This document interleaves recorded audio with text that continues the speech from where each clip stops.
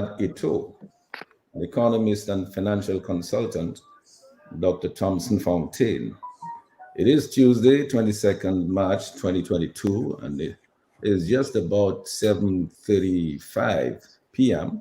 in the studios at Q95, the big station. It's the 10th Tuesday of 2022, and we're live on YouTube and on Facebook at Q95 FM Radio and at YSQ FM. So please share the live and invite your friends to join the Q family and get the latest breaking regional and international news and happenings. So we salute you on all the other online streaming platforms as well. As you know, we've been doing this historic series on the evolution of the lives, leadership, and legacy of Dominica's political leaders, and we were supposed to be doing Dame Eugenia Charles tonight, and then after that, those who are coming after them. But we had to put that on the back burner because we have to continue tonight with our distinguished guests. We'll be taking an in-depth analytical look at some of the burning current issues in Dominica facing Dominica at this time. Things like the Dominica CBI, which is under scrutiny by world superpowers. The question is the end near? How much more time does it have left? How many more good years does it have left, if that long? CBI revenues, as you know, now account for about 55% of Dominica's budget. So remember this famous question, if not CBI, then what? Well, what about agriculture? What about agribusiness and manufacturing and renewable energy and cannabis and other herbs and spices industries and the art and cultural industries? We also expect to be talking tonight, we will deal with this fiasco of diplomatic relations with Syria, whom many describe as a terrorist state. How and when will that end? Will the touted five-star hotels and airport projects be completed? There's several of them. Will Dominicans be punished with visa restrictions by the US, by the EU, and by the Schengen countries? How will Dominica's cost of living be impacted by the ongoing unprovoked insane Russian invasion of Ukraine? And what are we doing about the major issues? Yes, real major issues, let's not forget them, of electoral and campaign finance reform to ensure free and fair elections. This is also important. We will discuss these issues with no anger, no malice, no personal attacks, no vilification, no divisiveness, just bringing back civility, a caring society, good governance, peace and love among our Kalinago and Afro-Caribbean brothers and sisters and friends of Dominica at home and abroad. But if what we now anticipate about the CBI program becomes a reality, I believe Dominicans may be asked to tighten their belt even further, if that is even possible, and move in a new direction. In my opinion, my very humble opinion, this country would not have a chance of changing direction in any meaningful way within the current environment of victimization, of divisiveness, hostility, and intolerance of alternative views and ideas, and especially without the inputs and the expertise of all our Dominicans at home and abroad, some of whom have certainly been marginalized. I believe our best hope, therefore, going forward, is to unify our country by establishing a government of national unity where everyone can focus on working together to allow all ideas to contend and to act with one voice and with one mission, to establish a robust economy where the private sector can once again be the true engine of development with a focus on export-led investments and growth, meaningful employment generation for Dominicans with agriculture, with agribusiness, with renewable energy, manufacturing, art and cultural industries, among others, as major economic pillars. So I want to just call again, as I have done now for a few weeks, on the current DLP government to drop all of the charges that have been brought against members of the opposition, and particularly Dr. Thomson Fontaine as well, and other patriots, and allow them to use their full potentials to help restore Dominica's economy and establish social stability. Dr. Thomson Fontaine is doing precisely that right now as we speak. For the people of South Sudan, why can't we call on him to help right here at home in Dominica? So, our outstanding leaders that we highlighted during the Black History Month set the stage for the evolution of contemporary organizations like the Nature Island Dominica Civil Liberties Foundation to continue the fight for freedom for every Dominican. And I believe we will be hearing more of Nitcliffe in the near future. But for now, let's have a huge shout out, hugs, and much love and appreciation, and a big thank you to our healthcare providers and frontline workers. They're doing their best to keep us safe from this deadly coronavirus and its new variants, often, as we know, working under very difficult conditions. So please, as we always say, follow the correct advice, the guidelines, and protocols. Play it stiff and stay alive. Happy to have you with us tonight. We welcome and embrace you wherever you are in every community in Dominica, in the region, and in fact, in the entire global community. Shout out again to our engineer, Sheridan Norris, who's keeping us on the air, and Lambert Lambi Charles, who is on the console at Q95, directing the traffic as usual. Lambi will direct your calls to us a little later in the show. We will take your calls. We value your calls, and we really want you to call because there's lots of things that you can call about tonight. So let's get started. And I wish to go first to Attorney Gabriel Christian, who's out there in Maryland. And Gabriel Christian, if you would turn on your mic so we can get the ball rolling. How are you doing, Gabriel? Well, blessed good evening to you, Mr. G.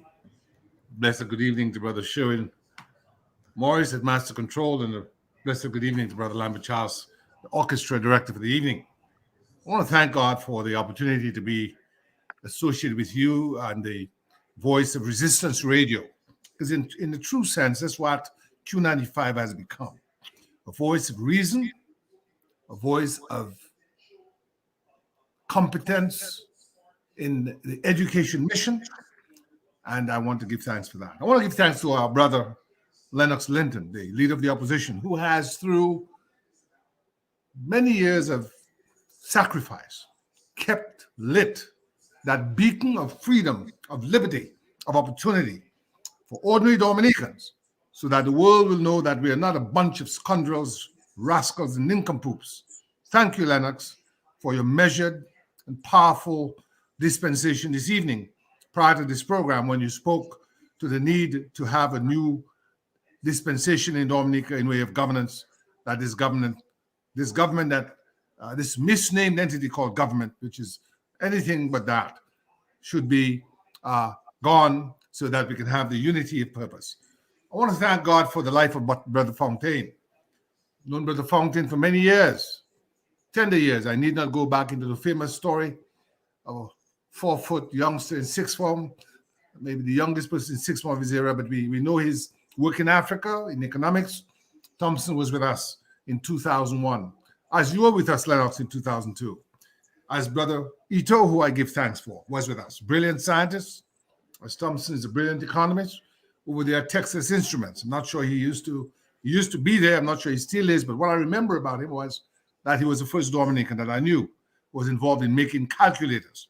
And so the world must know of the Thomson Fontaines and Lennox Lintons of this world, of the Hurtaults of this world, because it's by knowing persons of substance, of intelligence, of honor and duty, we can differentiate ourselves from that calamity that's been inflicted on us over the past 3 or 4 election cycles. And what is that calamity? Well, I need not recite the rogues gallery of persons who this government, which is led by Roosevelt Skerritt, who has the audacity, the unmitigated gall to point his finger at the resistance, at the patriots, to say, quote, you all want to destroy the CBI, when he's been the very one in the middle of the ocean with a cold chisel and a hammer pounding a hole into the boat that the sea then can rush in and collapse the very edifice of that marine vessel that is a ship of state.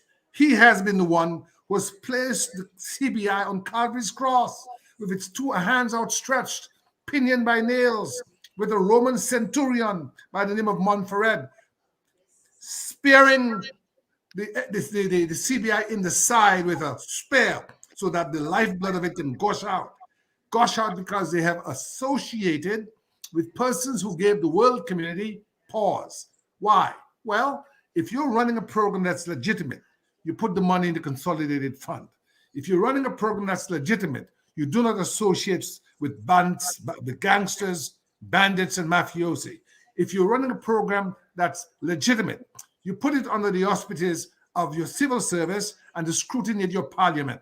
When Mr. Linton, Mr. Hurtault, Brother J, or Thomson, did any of you in any gazette see listed the qualifications of Paolo Zampoli, the minister plenipotentiary of the seas of the Commonwealth of Dominica? What sea is he representing us about?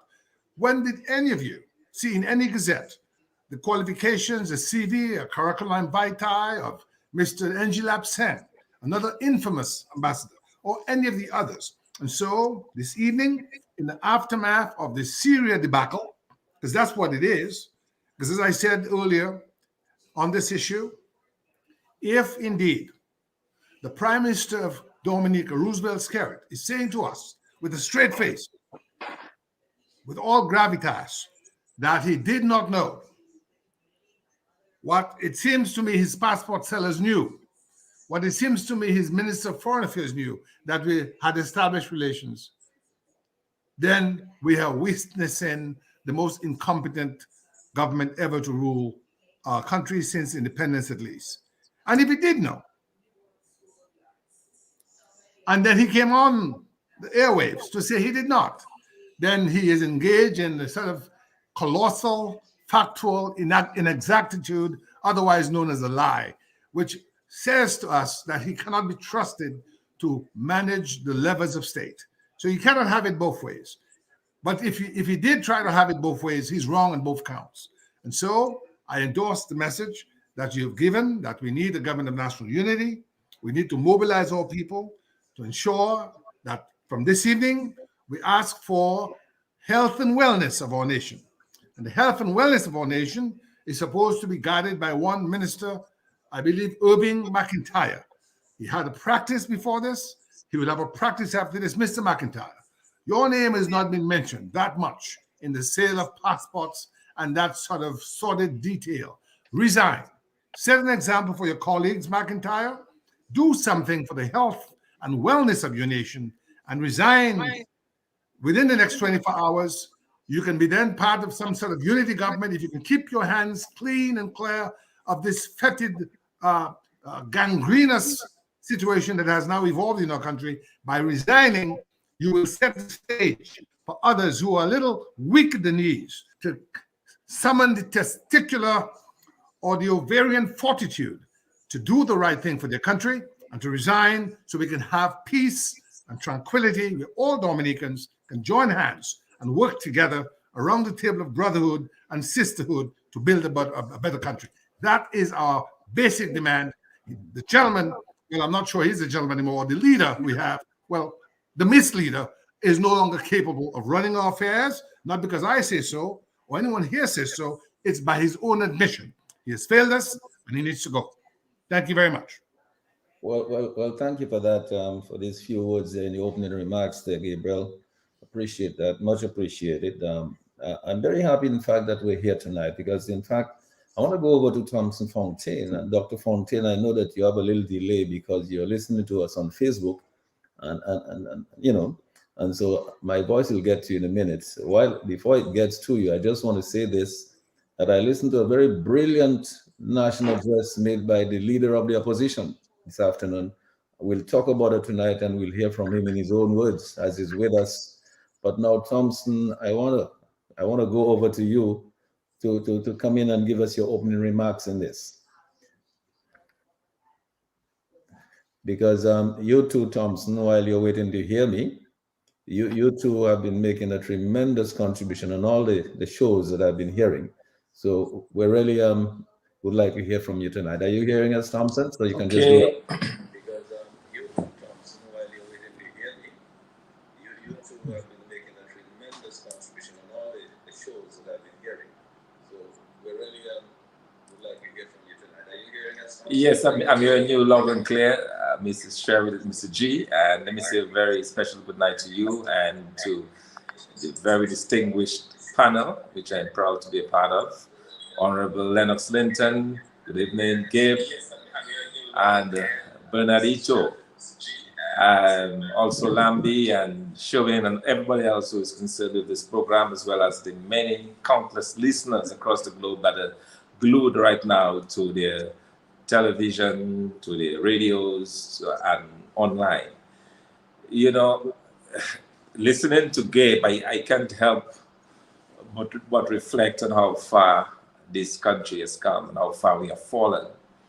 You know, I was reading the preamble to the bill that is being introduced into the U.S. House, and very soon we expect to become law, which is aimed at preventing or basically putting an end to the CBI programs of the Caribbean, Dominica included, the No Travel for Traffickers Act. And let me just read for our listeners a little bit of what it says. Human trafficking kingpins and other international criminal enterprises rely heavily on the passport purchasing power to freely travel the world, establish a foothold in multiple countries, open bank accounts, and evade accountability. The No Travel for Traffickers Act addresses the severe security risks of golden passports, signaling a critical step in our efforts to isolate bad actors around the globe. Giving traffickers the ability to purchase passports or extending citizenship rights allows them to travel the world and escape accountability for their crimes. Many countries sell citizenship to traffickers through phony investments such as real estate, and this must be stopped. So that is the reason why we are talking about the demise of the CBI program. It has nothing to do with the opposition. It has nothing to do with the fact that we have been loud in our condemnation of the misuse of the program. Bear in mind that this CBI program was established as far back as 1993 under Dame Mary Eugenia Charles. So Roosevelt Skerritt, as he did with Ross University, inherited a veritable institution in Dominica and has now brought it to its knees through greed, through avarice, and through a complete and total disregard for the people of Dominica. And that's why we are where we are. It has nothing to do with the opposition, but everything to do with the mishandling by this administration, the mishandling of this very sacred program. And so we are at this point tonight, and we've seen this government really bungle its way through international relations. We have the issue of Syria, of course, a very serious one. And we are still not happy with the outcome of this. As you heard the honorable leader earlier today declare that the whole attempt to whitewash this thing and to pretend that the Prime Minister knew nothing about it is really shameful. And we have, as Dominicans, to continue to demand that the Prime Minister completely revokes this diplomatic relationship with Syria. Not suspend, he needs to revoke it. He needs to tell the world loudly and clearly that this was no lapse of judgment, but that this was a mistake. That is not a mistake, but this was a deliberate effort that he engaged in, and that he was now prepared to come clean and so revoke it. And until and unless Prime Minister Skerritt revokes completely and totally and disassociates himself with this diplomatic fiasco, then we have to assume that he knew. Thank you. Yes, of course, Thomson. I mean, quite appropriate. I'm sure that we will be coming back to some of the things that you've just spoken about there in your opening comments, and certainly, I mean, so far, I think that it is, I'm so glad that we decided to take the time off tonight to deal with those issues, because I mean these are major issues facing our country. And I mean we're all very concerned about our country. We're concerned about the economy of society. We're concerned about good governance. We're concerned about the integrity and accountability. And it seems to me that if we whoever is not concerned, I mean, it's like burying your head in the sand, because we can see where it's going. It's certainly not going in the right direction. I want to go over to UWP leader, Honorable Lennox Linton, because Mr. Linton, we heard you this afternoon. You really had a very impassioned plea to the people of Dominica and asking all of us to do the right thing. I think you were asking all of us to come together, wherever we are in the world, and do the right thing for our country. But I also wanted to ask you, when you make your remarks here, to address some of the things that Thomson mentioned and Gabriel mentioned, because in fact, the last thing that Thomson said was about this relationship that we just developed with Syria, diplomatic relation. And Thomson is saying, you need to have a clear vocation. You need to take this thing back. And I know there is a letter that went off. If you might want to address that letter as well in your capacity as opposition leader. And we saw also the letter that was signed, the arrangement that was signed by our, I think our now resigned ambassador. I have difficulty myself, just as an ordinary human being, ordinary Dominican, understanding how someone who's had so much experience doing this thing so many times, and I have a list of so many of those things that have been signed in recent times. How can that error be made? Why would that error be made in this particular case and not in the others? And then how can it be really that, the way our government functions, that our prime minister does not know about such an important thing at an important time like this, in the middle of a war, an invasion of Ukraine by Russia? And we know that Syria is in bed with Russia. How could our prime minister not know, really? How can our minister for foreign affairs not know?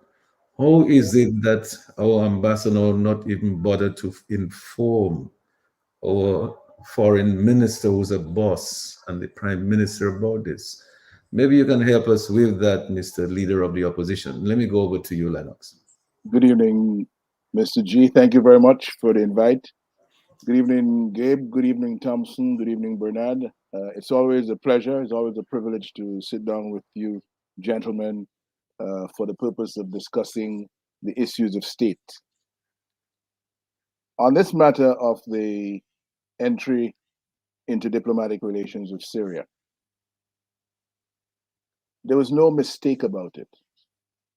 This is what the government fully intended to do, directed by foreign interest with connections to the Syrian government of Assad. It is as plain and as simple as that. And now that they've gotten caught, we've seen a few days of machinations and fancy footwork trying to trick and deceive the people of Dominica into believing that Lauren Bannis, who has presided over the procedure through which a number of countries have come into diplomatic relation with Dominica since 2016, when she became the head of mission in New York. We have been asked to believe that this is the only occasion on which she seemed to have suddenly lost her head and just totally did the wrong thing. But in circumstances where she's facilitating a state sponsor of terrorism since 1979, a regime that supports all forms of terrorism, all stripes, all colors of terrorism. And it is this regime that she makes the mistake with, to bring their country into diplomatic relations with Dominica when the cabinet knew nothing about it, when the prime minister knew nothing about it, when the foreign minister knew nothing about it. But the prime minister said, as a result of that, on Friday, he said that there is going to be an indefinite suspension of the diplomatic relationship. Yesterday, the 21st of March, Roseau writes to Damascus And it says, hello, the activity, meaning the signing which took place on the 7th of March 2022, was not in keeping with diplomatic protocols and procedures of the ministry to effect the establishment of bilateral relations with any state. Therefore, the government of the Commonwealth of Dominica does not recognize the said joint communique or its contents. The government does not recognize it. That is Monday. On Friday, the Prime Minister said the relation is being suspended indefinitely. On Monday, the same government from the Ministry of Foreign Affairs says we do not recognize the communique or its contents. That is happening when the communique has already been signed and a copy of it has been passed to the UN Secretary General, Mr. Gutierrez, for onward transmission to the United Nations family that this relationship is in force. In fact, based on what the Prime Minister said on Friday, the relationship is in force.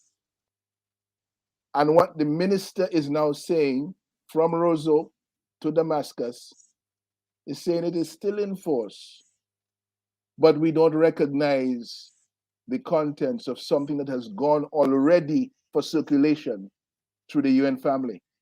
And based on the evidence we have, has not been called back at that level.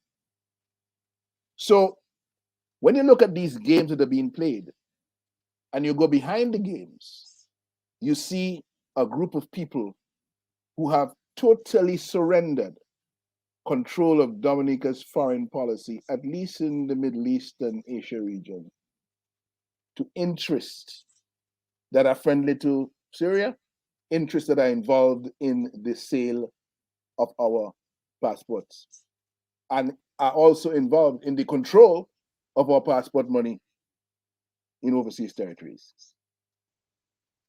Dominica is in a very dangerous place because in the conversations we've been having in recent times, we're hearing, well, the CBI is going to disappear soon. And what will Dominica do? Well, I have a slight issue with that because it's almost as though we are getting ready to let the government of Dominica off the hook for the billions of dollars that have already been collected, not accounted for, have not been brought into the consolidated fund of Dominica, and therefore not available for the development of Dominica. And we seem to be on the verge of saying to them, okay, the European Union and the US are gone there in the CBI, it will soon be dead, therefore, sapufe. Before all that happens, the monies that belong to Dominica with the sale of Dominica's citizenship over the years that have been kept overseas under private control of the friends of the Prime Minister has to come back into the Treasury immediately. We have counted $4.2 billion for the 4-year period 2016 to 2020. We're in 2022. More money has been collected. But for that discrete 4-year period, we have counted $4.2 billion of passport money that has not reached the shores of Dominica and remains unaccounted for. This money can do everything we need to do with the separate growth engines of the economy to get them at a stage of takeoff where we are adequately employing the young people of Dominica in good paying jobs. And we will be growing the economy in a sustainable fashion that will give us the kind of life and livelihoods that we deserve in the nature island of Dominica. There is nothing that we have to do for agriculture to get us on track that we cannot find within that $4.2 billion. There's nothing that we have to do for manufacturing, light manufacturing, agro-processing. There's nothing we have to do in that area that we can't find the money from the $4.2 billion to do it. There's nothing that we have to do in renewable energy that we can't find that money from within the $4.2 billion to do. There's nothing that we have to do for the cultural industries. There's nothing that we have to do in the area of services that we cannot find the money from that $4.2 billion to do it. And so I don't want us to lose track of those funds. I don't want them to disappear, so that rather than helping people in Dominica, they're funding Hezbollah in Lebanon, or they're funding Ba'ath separatists, or they're funding Friends of Assad. That is our money. It needs to come back into Dominica, and that's an area where the country needs to focus right now. This is our passport money that has been sold, and we cannot afford to soft soap that issue anymore, because with the interest that the European Union and the US Congress is showing in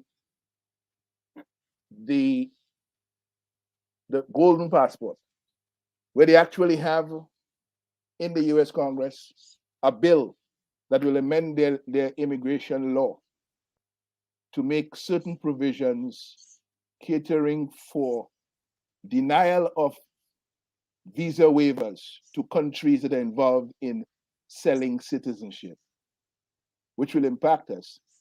And the plan that they have to collaborate with the EU in that regard means our citizenship by investment program now and in the future is going to come under pressure and will do less well.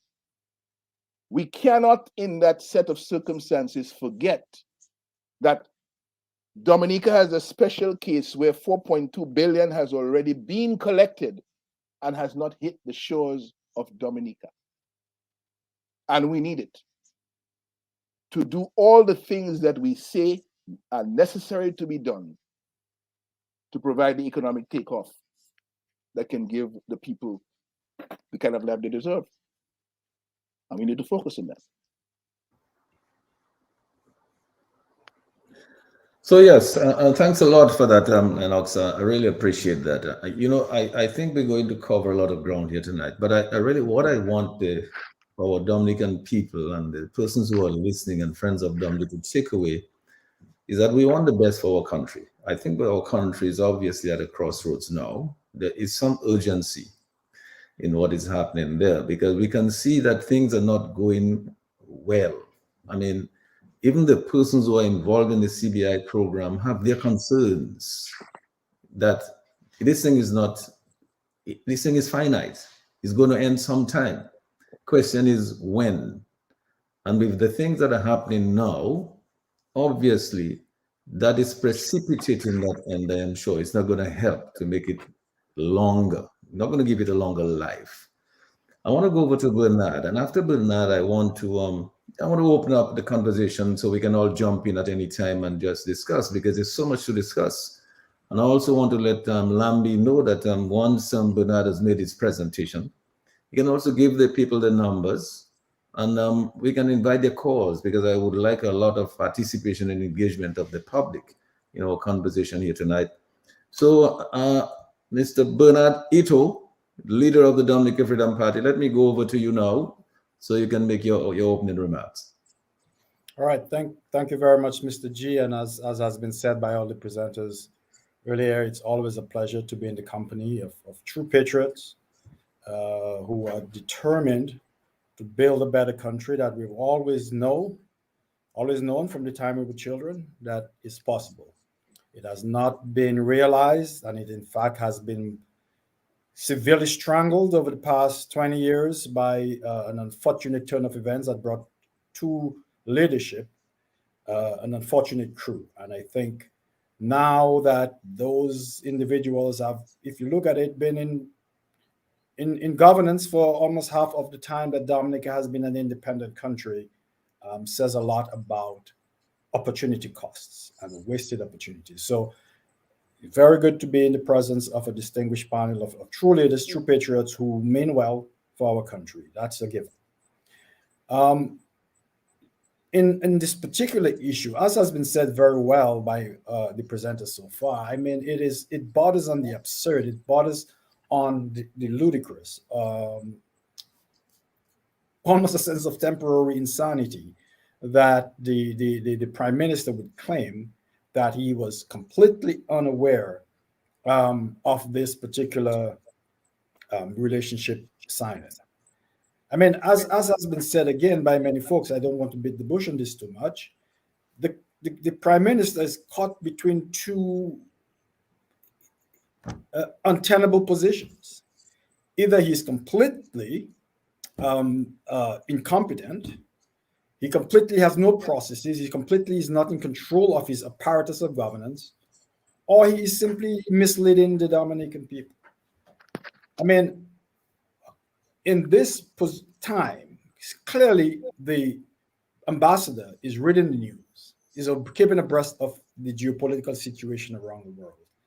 In what wild fantasy does an ambassador move forward to sign a bilateral agreement between two states in that context of war, of strife? Certainly, anyone of reasonable intelligence and integrity or simple competence would evaluate the situation and say this signing cannot take place without some intense discussions at the cabinet level, at my boss's level, at the prime ministerial level. It simply does. I don't even think we need to spend a lot of ink and voice on the question of how ridiculous it is to ask us to accept that proposition, that the prime minister, the supreme micromanager who requires that a kid who needs a laptop or a tablet in Bath State needs to come to him, would not be aware of one of the most significant bilateral agreements signed by Dominica. He could be completely aware of it. So he's more aware of a tablet presentation than basically signing Dominica into an unholy alliance. That sort of gap, to expect us to swallow that, it shows the arrogance and the sort of disrespect that this gentleman has for our intelligence. He really does believe that he is superior in his intellect, in his analysis, in his formation or molding of the society. But he is not. There are many of us who look at this thing and say, it is impossible. It is unacceptable. And so that, I believe, is out the window. I mean, it simply is beyond reason to accept that. But let's just say, as was said before, that this is true. It shows that we have a dark web under operation of this government. If it is true, then this government has a shadow government or shadow administration that operates as the deep state, as the dark web, who can take those sort of decisions independent of the elected officials of our state and are able to execute and to run around and to keep secret and covert operations away from the prime minister. And if that is the state, is that, and that is what he's proposing to us, that in fact there is a dark state at work out of his awareness, and if that is what he's proposing to us as his solution to this devil, this complete nonsensical situation, if he's proposing that as his solution, then that is an even worse poison to take. And so the prime minister really has, I think, exposed the hypocrisy, how ludicrous this whole business is, and how untenable all of his arguments are. I think this moment really should be our moment to declare the emperor has no clothes. We know he has no clothes, but it is an opportune moment for us to expose his nakedness. That who shall be the child to shout on the street, the emperor has no clothes? It has to be us. And that is where we are at this pivotal moment. The other question I would really like to ask and to us to think about is, we need to press him on the timing of this. Why at this particular moment of war, of strife, of Russia's isolation, and Russia now seeking backdoors by which to operate, that at this particular moment, this agreement is signed. Of course, Syria is the preeminent ally of Russia at this point, since Russia was quite involved in bombing and devastating the freedom fighters in that country to overthrow that regime. And now we suddenly sign this agreement. Was this moved up? Was this pushed along so that we would be some doors and opportunities open? We need to understand the genesis of that, whether it was at the prime minister's direction or whether it was at the direction of the dark web that he implies exists. We need to understand the timing of this thing.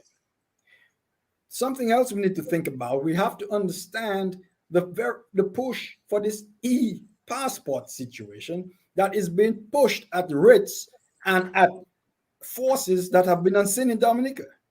The administrative efficiency, the lack of the resources that have been thrown at this thing is coming together at a time when all of this is happening, and at a time when the CBI program is threatened by stricter sanctions. And so, as a technical person, as an engineer, we need to put the patterns together, because when you look at the pattern, you can see the mechanism that brings forth this, that starts to make sense.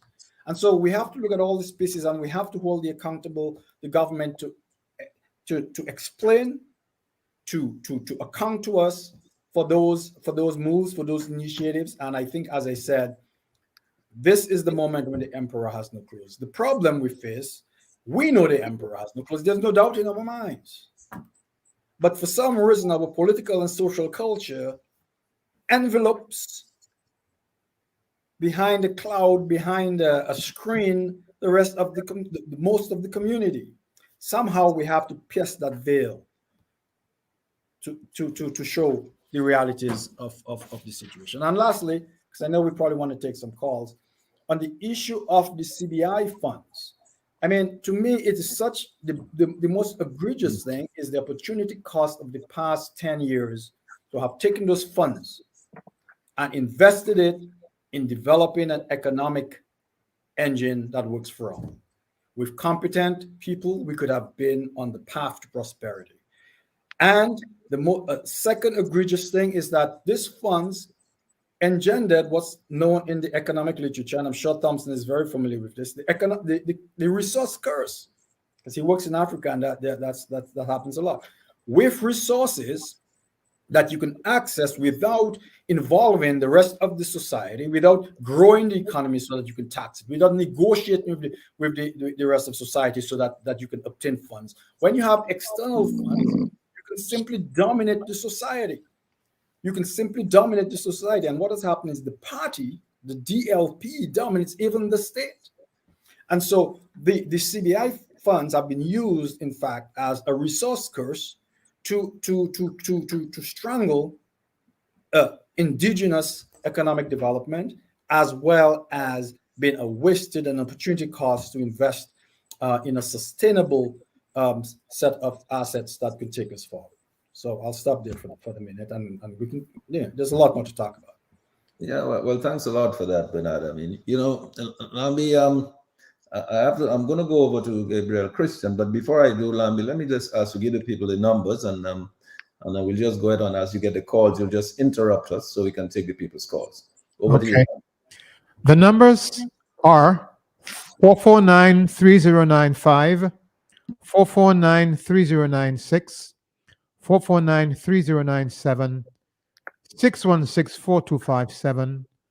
The overseas or international number is 305-432-9624. Let me run those numbers one more time.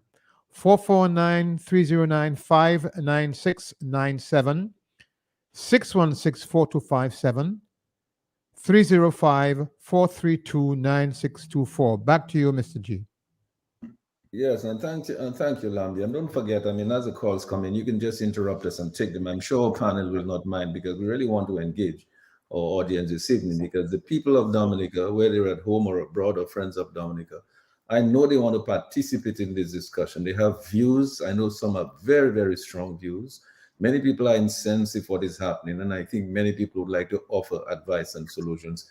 Gabriel, let me go over to you and let's get going. Thank you, Mr. G. I just want to associate myself with the comments by Brother Bernard when he talked about the emperor having no clothes.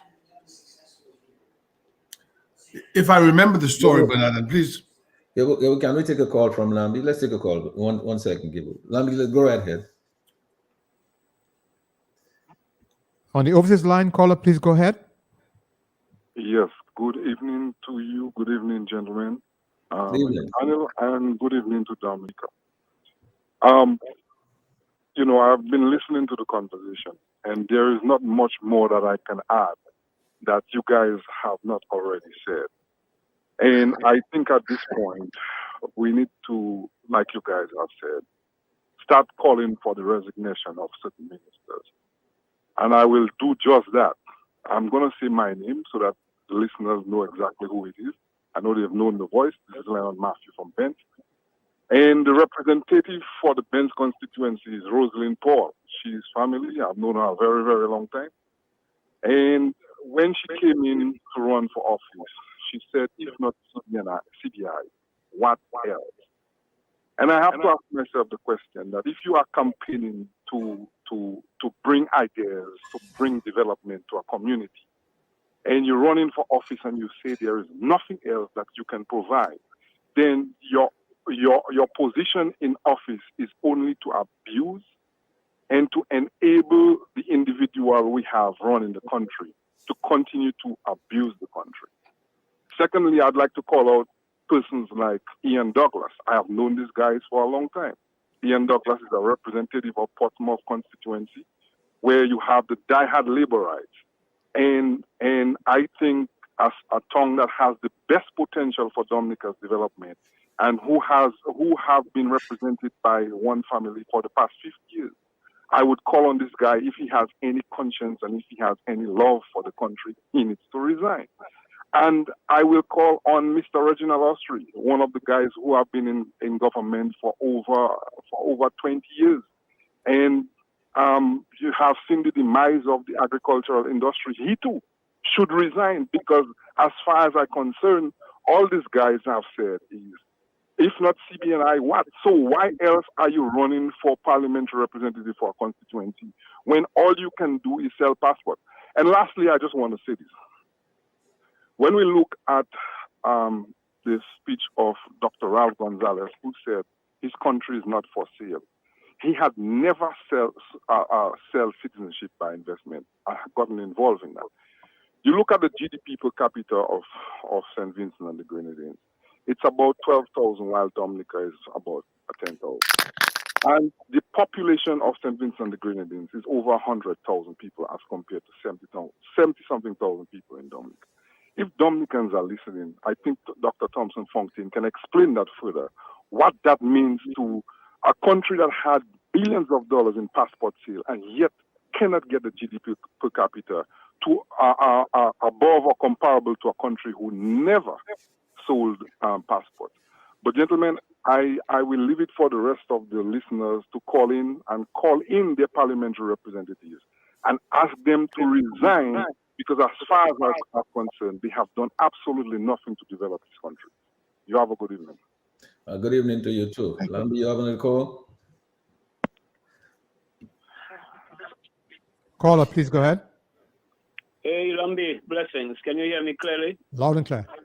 Mr. G and Gabriel and Thomson, everybody else. Mr. Linton, blessings to you all. Oh, yeah. Blessings. I know the brain drain have dealt us a deadly blow. I think it started from way back when. And what these demons have cleverly done is to further bribe and rope in and lump all these other brains in Dominica with them. The majority of them get sold out. So I'm asking, is it bewitching? What is so mystifying? We need to deconstruct, because it is baffling. It is really confusing, quite puzzling. What is happening in Dominica? And some people seem to be having a free reign in lying, stealing, corrupting, bribing, tricking, all nasty games in the book, abusing. One in a $64,000 house or home is rent, and it is alleged that is his own house is renting. And $10,000 electricity bill. And he kept just running through the minds of the people that are quite maybe asleep, unsuspectingly so. So he can come and just make up a story. And I listened to Kenny Green and Sam Raphael tonight there. I called, but they abbreviated my call. And I'm saying, how can you blame Lauren Bannis in isolation of the whole protocol in the manner in which things are done, having to do with just in closing, the diplomatic relations with Syria or any other country, which Lauren would have to follow the procedures and which she has signed several times, never made an error. All of a sudden, some lunatic find his back is against the wall, and what did he do to have Lauren take the fall? It is really mystifying. So really and truly, something needs to break. If we have any shame, even we overseas, and we'll be ashamed to tell people I'm from Dominica, because the world is observing and listening to see how we can allow one man on the run. He run out of space, he run out of lies, he run out of trickery, and you would be a big professor or whatever, you are a lecturer or whatever, and say, I'm from Dominica. Would you feel that proud? We need to get some hands on deck, and life is about sacrifices, and there is nothing to lose. You can only lose what you have. What you are, you can never lose it. Life is a transition and a transformation, and then there's restoration. We need to fight that and get that out. That is insulting. It is belittling, demising. We need to rise up against that level of abuse where one man thinks, well, he's not here alone in isolation. All of them there in concert, enslaving the people like Dominica is the plantation. I just wanted to say that. Thank you. And thanks a lot for that. Lambi, if you have another call, we'll take it. Otherwise, we'll go ahead.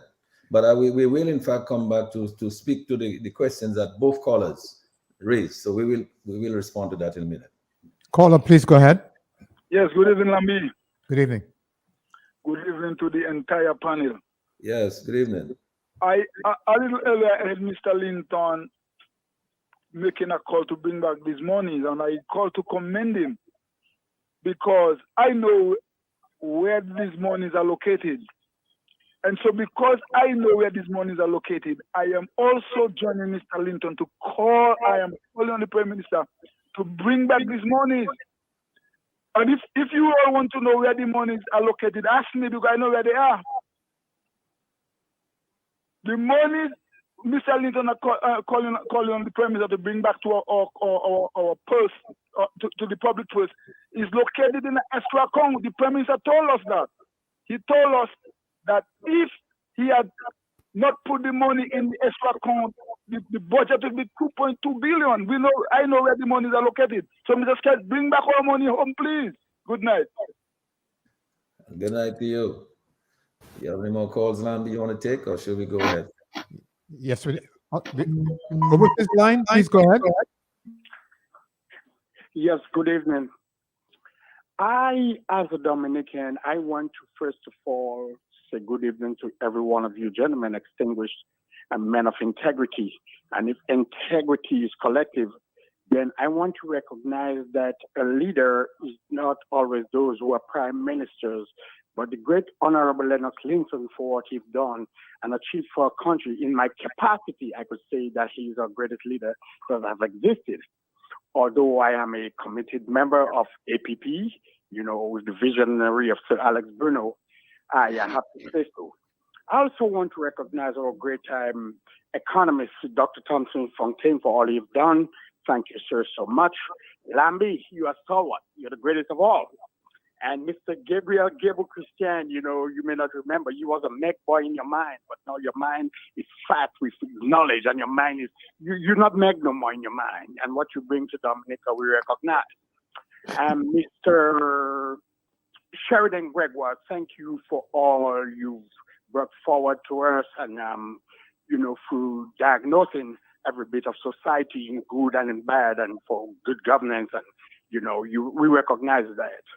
Let me go to my friend. I call him Sir Bernard Hurtault. We grew up together.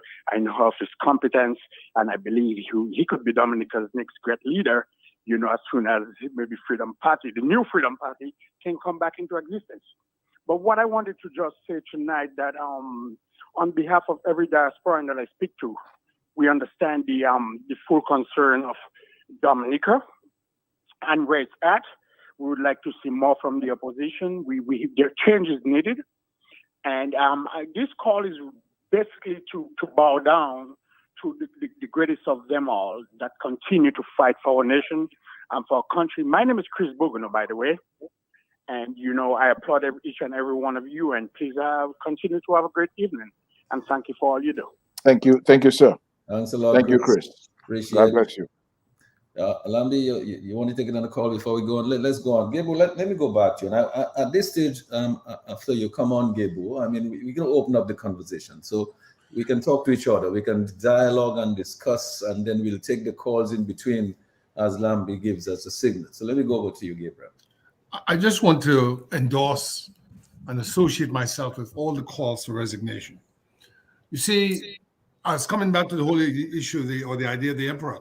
I think it was not a fairy tale, it's a morality tale. And in the morality tale, I think it was a child who recognized something that the older, more supposedly wiser people could not see. Is that right, Brother Ito? That's completely right. It's completely right. The older people were fooled by the rhetoric, but the child had none of that. I can see the truth and right front said. The emperor has no clothes, and suddenly all eyes were opened. And so I don't know who is the child among us, but certainly I believe that we've been given a gift. Sense, integrity, people of truth and integrity. So in that sense, I think we all are. Yes. So let truth, let integrity be the metaphor for childhood. Because I was thinking earlier this morning, and Brother G, you will remember, I think Linton, Lennox, Ito, Lambi, Thomson, we all remember something called the Student Companion. That was the book that we were given. You'd have things in it like make hay while the sun shines. Waste not, want not. Honesty is the best policy. And I can tell you that we have a job to do. Not only has he taken the $4.5 billion and secreted away in overseas accounts, away from the consolidated fund, but he's corrupted the very character of our nation. And so it's that corruption of the character of our nation, that value system that we once had. All of us here went to get, I would say, if I'm not mistaken, Gregoire to feed chickens or whatever. All of us here most likely took a knife and cubed coconut to feed chickens. Some of us took care of cattle. Others had pigs. Others had rabbits. We had farms. And all of us here were nourished on the sweet water of Dominica and our fertile soil. So the audacity of those miscreants, the misguided, to come to us now and to say to us, as if we are nincompoops and fools, if not CBI, what else? As if we never had industry, as if we never had agriculture, as if we never had honest men and women. We here are confirmed in the belief that the CBI, if well run, within a system of integrity and precise and dedicated effort towards the national interest, can be a valuable thing. If I met a Bill Gates tomorrow or Einstein who had a particular system of physics that could transform hydrogen into something beneficial or water into something beneficial, and they wanted citizenship, why not? Where we could see a correlation between that citizenship and the improvement of the lives of the overwhelming majority of our people, and not the use of that device as a means to create a filthy oligarchy, a tiny elite who've grown fat at the trough of tremendous wealth that they'd never seen in their lives, and they went crazy. They lost it. In the midst of a pandemic, the worst in modern history, you're asking the Dominican people, the struggling Dominican people, to spend $64,000 a month in rent and another $10,000 for electricity, when there are people who are still suffering from Maria, when the National Library still lies in ruins. What character of a leader or misleader does such a thing? So, Brother Blessings, the gentleman from Benz who called on Ian Douglas came to this county, and we had him sign in the days of the Academy an agreement with the United States Department of Agriculture and with Prince George's County to help Dominica. And when he came back to Dominica, he went silent. We are reliably informed that Roosevelt Skerritt tore the paper in his hands and told him who gave him the permission to go ahead and sign an agreement. So the gentleman has said it before. Nothing is done without his consent. He runs things here. That's what he said. And so we're saying, Ian Douglas, as the gentleman said, you need to resign. Portsmouth now is a ghost town. Ross is gone. The coffee mill was never completed. All we have are a bunch of villas under hidden names and an empty ghost town where people are trying to leave. This is a legacy that you can only reverse by doing the only dignified thing, Ian Douglas, to join the Minister of Wellness and do that which will bring health back to Portsmouth, will bring wellness back to Portsmouth. Resign, sir. Have you no shame? Are you going to be the last man on deck? I'll stop at this point in time.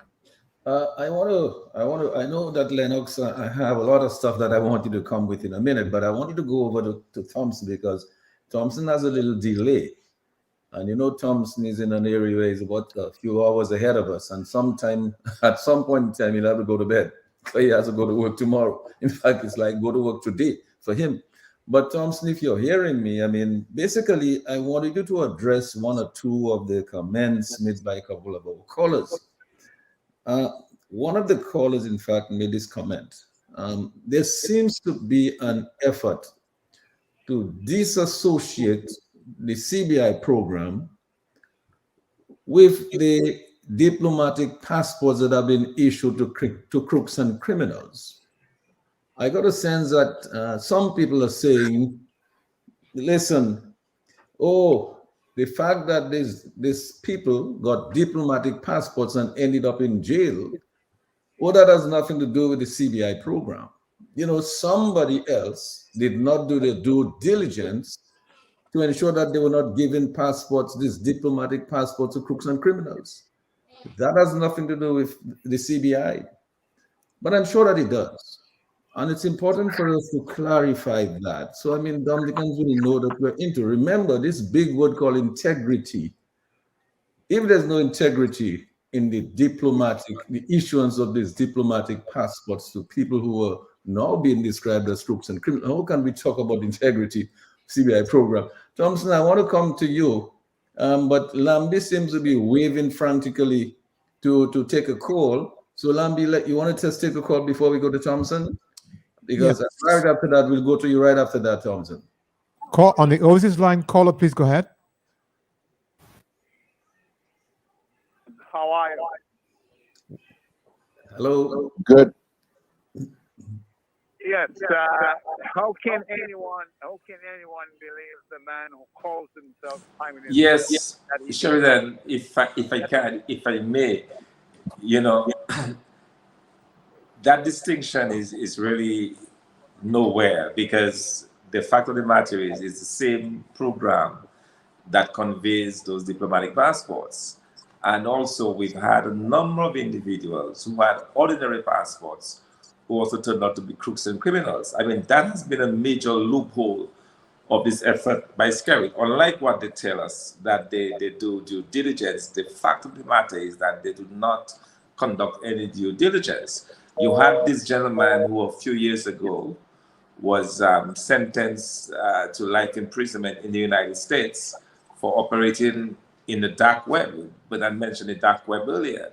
And what he was doing, that he was offering his services for persons who wanted to carry out hits, or who wanted drugs, or who wanted all kinds of illicit activities.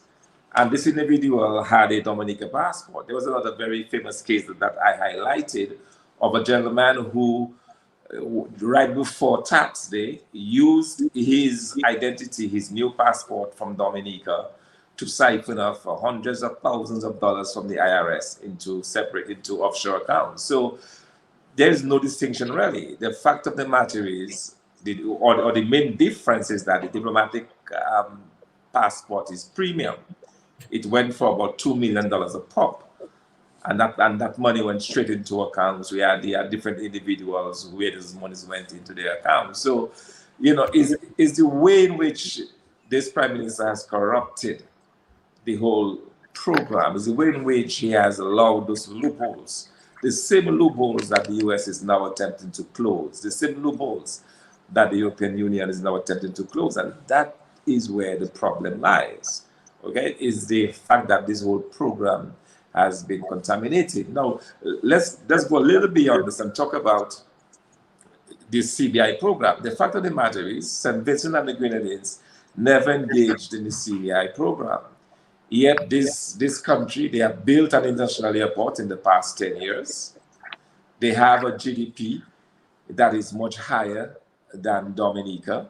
Average wages in St. Vincent and the Grenadines have climbed. I remember when I was at UWI in the 1980s, and I had a lot of Vincentian friends who were envious of Dominica, because we were making almost twice the amount of the Vincentians were making in terms of our salaries. I had just come from a teaching job, and when I told them the amount of money I was making, they could not believe it. And I was making so much as a high school teacher in Dominica.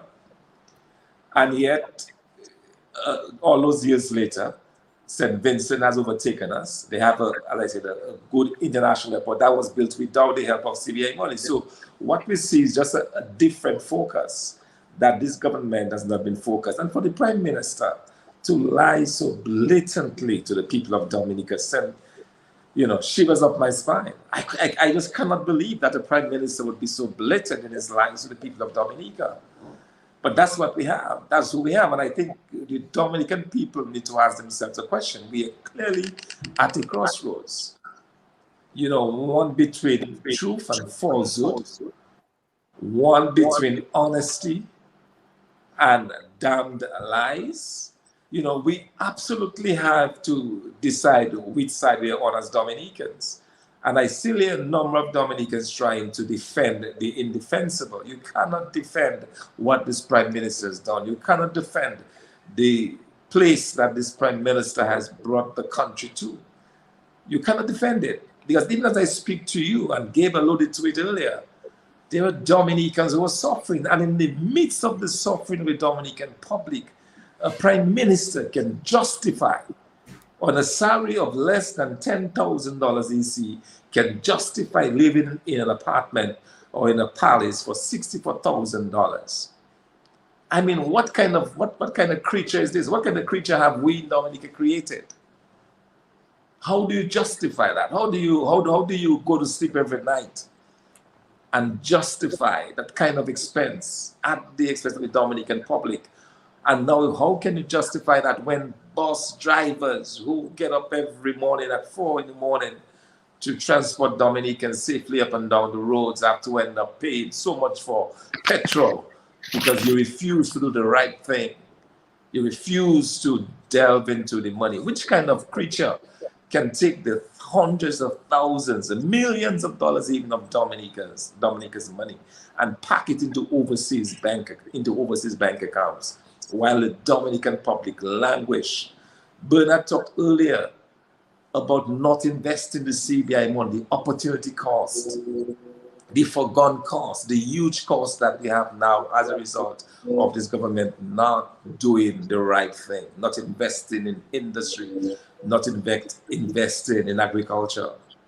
Our honorable leader, Lennox Linton, talked about the need for Dominicans to unite and to force this government out of office. And that's what we have to do now. I think now is the time as Dominicans that we have to think how we can get this guy out of office. And one thing we have to keep pushing very hard for is for electoral reform, and make sure that we get electoral reform that gives us a clean list and that gives us the best shot to get rid of this administration. After all, we have to rescue Dominica.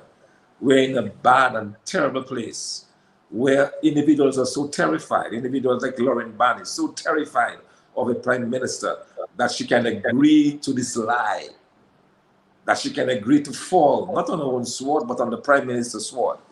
She can agree to do that because she's so scared and so afraid of this prime minister.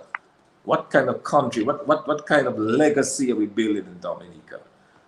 Man, Sheridan, I am so disappointed in this administration. I am so, when you think of the potential on the other side that Dominica offers, when you think of the kind of individuals this country have produced, and you look at the leadership of this country today, it is just, it is, yeah, beyond speak. And really, I believe now is the time for Dominicans to do something about this. I think we've had enough of this prime minister. 20 years of running riot over this country, 20 years of selfishness and greed and avarice, 20 years of corruption, 20 years of not giving the Dominican public what they believe, 20 years of reversing. We're jigging back like, I used to be fun as a kid. Gabe talked about the things you did as kids, and one of the things I used to like to do is to go and hunt this crayfish, and when they see you coming, they would G back. They would put up their claws and kind of slide back away from you. That's how Dominica has been going this past few years. We've been G'ing back. Going in reverse. We are moving, but in the wrong direction. And we need to stop that slide. We need to put a stop to that direction that we're headed in, where we have increasing levels of poverty, increasing levels of unemployment, increasing levels of debt, even while we have the most money coming into the country. And that's the reason why the IMF told Scary to use the CBI money to pay down debt, because they find it so irresponsible that at the time when you have access to the most amount of money, that's when you include the most amount of debt. Something is wrong with that story. Something is wrong with what is going on in Dominica. Something is wrong when a prime minister can lie so blatantly to the people of Dominica without batting an eyelid, without a sweet eye. Unbelievable. All right. Well, it's unbelievable, but I know that Mr. Lennox Linton will help us with that, because I think he knows a lot of what is wrong. And I'm sure that he's going to tell us some of it, and then what really we ought to be doing about it. Because my belief, my own view is that this country is too small. If you look at the global thing, right, you see a little speck, right? A small country, about what, 15 by 10, 15 by 20 square miles or something like that. And, 70,000 people. We have a lot of issues there, but I think those issues can be solved. We've been talking about the solution. But Lennox, before I go over to you, let's just take a call from Lambi, and then I'll come right back to you. Good evening, caller. Thanks for joining us. Go ahead, please. Caller, are you paying attention? That caller's left. So if you don't have a call, let me just go over to Mr. Lennox Linton. Lennox, I really want to hear from you on all of what we've said so far. I mean, you can see, as Thomson said, what we're doing with G back in, he said? G in back. G in back. And the quibish. Quibish. All right, so let's hear you. No, but perspective, right? The debt of Dominica is somewhere in the region of 1.5 billion, 1.4 billion, thereabout. So if you pay down the debt with the amount of money you have sitting under foreign control from the CBI program, you could become debt-free. You have enough money that is under private control. You have enough money belonging to Dominica that has been unlawfully privatized to pay off your debt. And you have enough money that has been unlawfully privatized to fix the engines of growth and set the country up for economic takeoff. And the engines of growth that are priority would be like agriculture, would be the renewable energy sector, water industry, the cultural industries, services sector, the renewable energy sector. You put those sectors in shape. You do what needs to be done for them, and you ensure that you're building a situation where all Dominicans can participate and benefit from the growth of the economy. That's not difficult to do. With all the resources we have sitting on the outside, ready to help us with their competencies and skills in the different areas of human endeavor that they have developed, having left our shores and gone to better themselves in other lands, but still live with this love in their heart for Dominica. And wherever they are in the global community, they want to help. They want to contribute their time, and they want to contribute their efforts. We have not been able to harness that because for 20 years, for 22 years, we have had an administration in place that is scared of engaging with people who are brighter than them, or people who have more resources than them, people who are more skillful or more competent than them. And while they were making moves, they said in the early days on the Ruzi to build this relationship between Dominica and its people in the diaspora, they stepped away from that with the dust gathering on all the proposals and the shelves and so on, and they said they're not going to be run by remote control.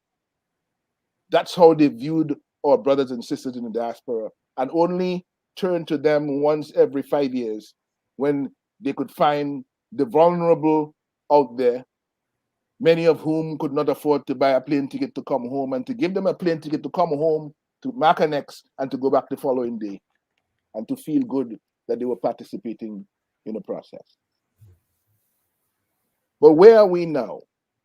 Right now, we are at a point where something needs to be done with this administration so we get access to the money that has already been raised for Dominica from the passport sales and the citizenship of Dominica. The citizenship of Dominica is not Roosevelt's carried citizenship. It is not his asset to benefit from as he sees fit and decides who else will benefit from it when he wants it. It is our money that must go to the national development effort in total. That is why I've come to the thinking that all of this talk about asking plunderers to resign, asking people who have made a life out of raping and plundering the resources of the country for their own benefit, is not going to go anywhere. And it places the responsibility back on the people, because the people are the employers. And when employees misbehave, when employees are guilty of gross misconduct, they are not suspended or asked to resign, they're fired. The people must fire the employees in government in the public interest. They have more interest and concern about their personal wealth creation from the backs and the struggles of poor, ordinary Dominicans than they are with building the best Dominica for all of Dominica. And if we can agree at this juncture that this is how we're going to go forward, then we're going to make a lot of progress real fast, you know. But we have to stop. I'm not hearing you, Sheridan. I'm seeing you pointing, but I'm not hearing you. Yeah? Unmute your mic. Let me just interrupt you 1 second. I think Lambi is frantically waving to us. He wants to take a couple of calls at the projects. Lambi, let's go right ahead. On the overseas line, caller, please go ahead. Caller on the overseas line, go ahead. Yes, in 2018, I came Dominica for good, but I couldn't have stayed when I purchased a cube cheese for $1.25 in some store. But I wanted to speak specifically because programs like these should be on every medium and every radio station. 3 Sundays ago, I had a video chat with the manager of DBS, who also had a meeting with me together with Joseph Isaac and Edgar Hunter at my home in Wallhouse, who stated clearly that the reason that the opposition, and they specified Mr. Lennox Linton, could not get the opportunity to use the nation station to have programs like this is because Mr. Lennox Linton have been refusing to do so, not them.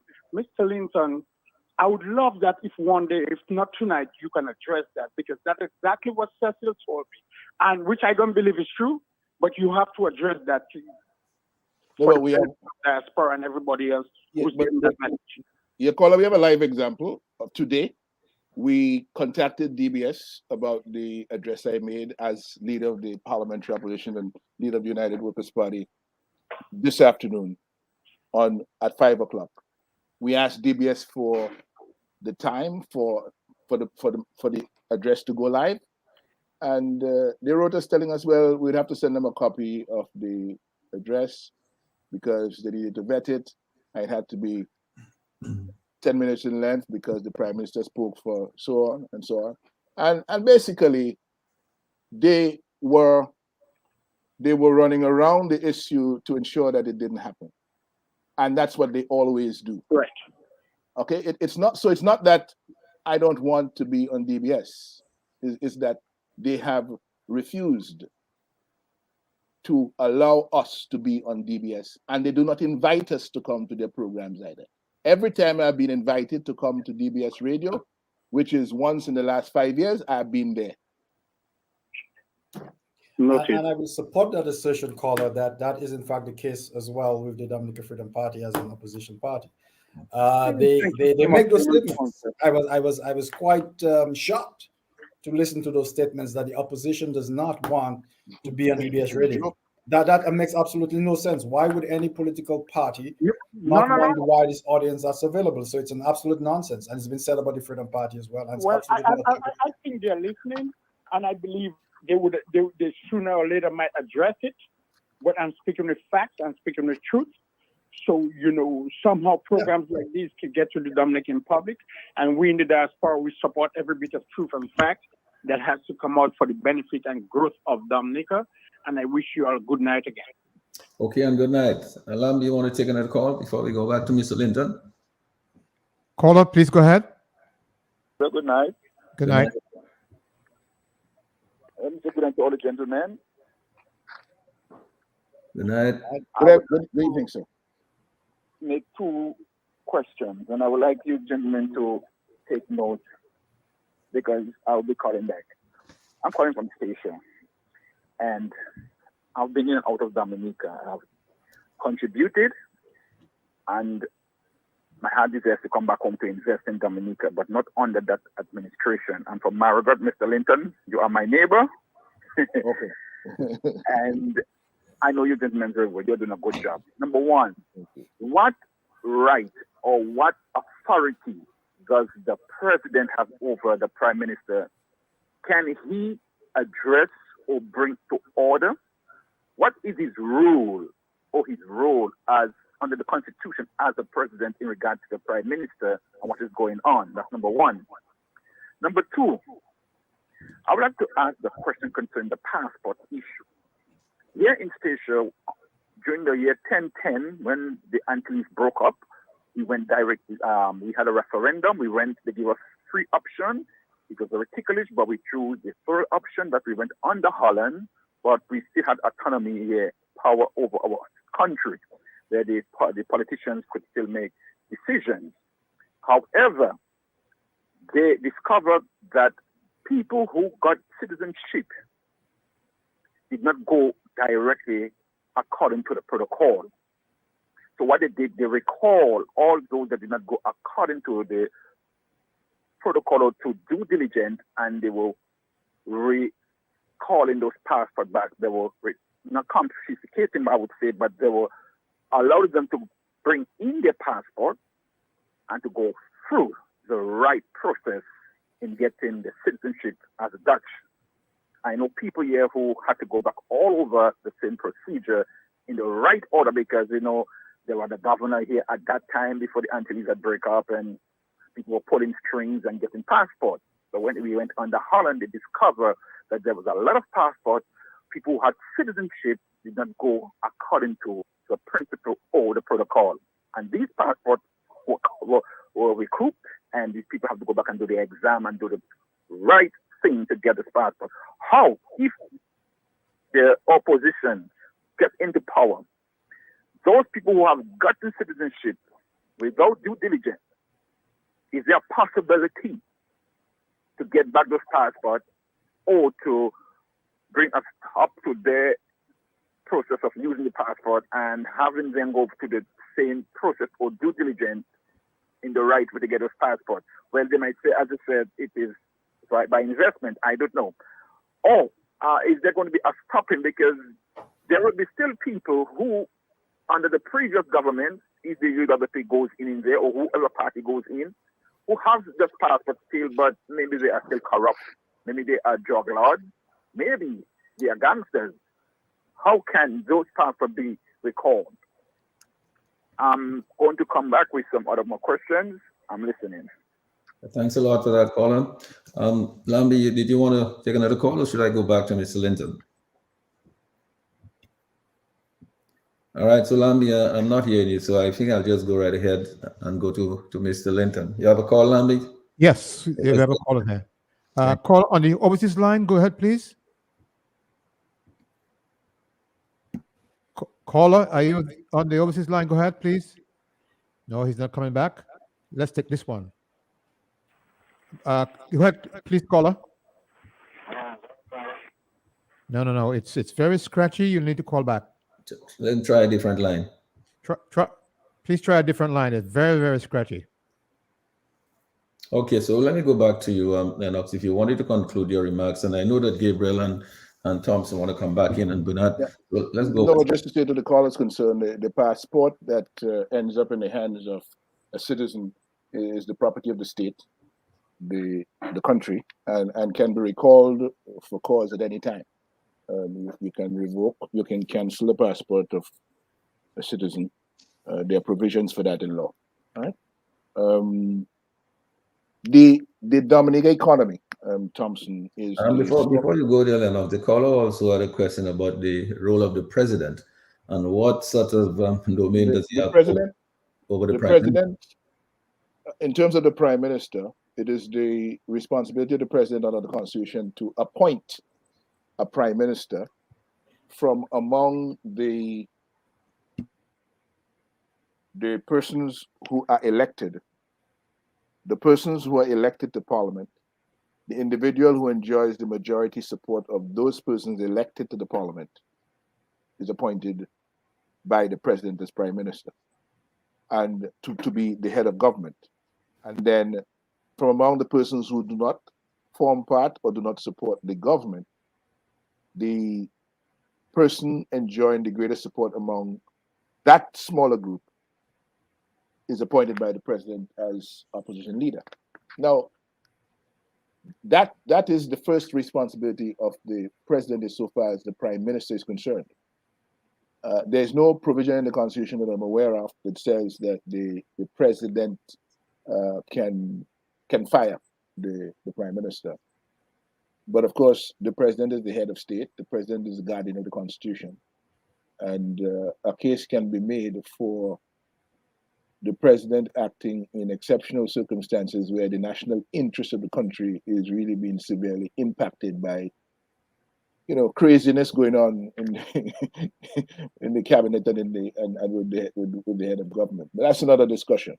In terms of what the law, what the Constitution provides for, it's just what I said. And should there be a vote of no confidence in the prime minister, in the parliament that is successful, the prime minister, in fact, does have the opportunity of calling and of proroguing the parliament, of calling for the prorogation of parliament, and having fresh elections within 90 days and so on.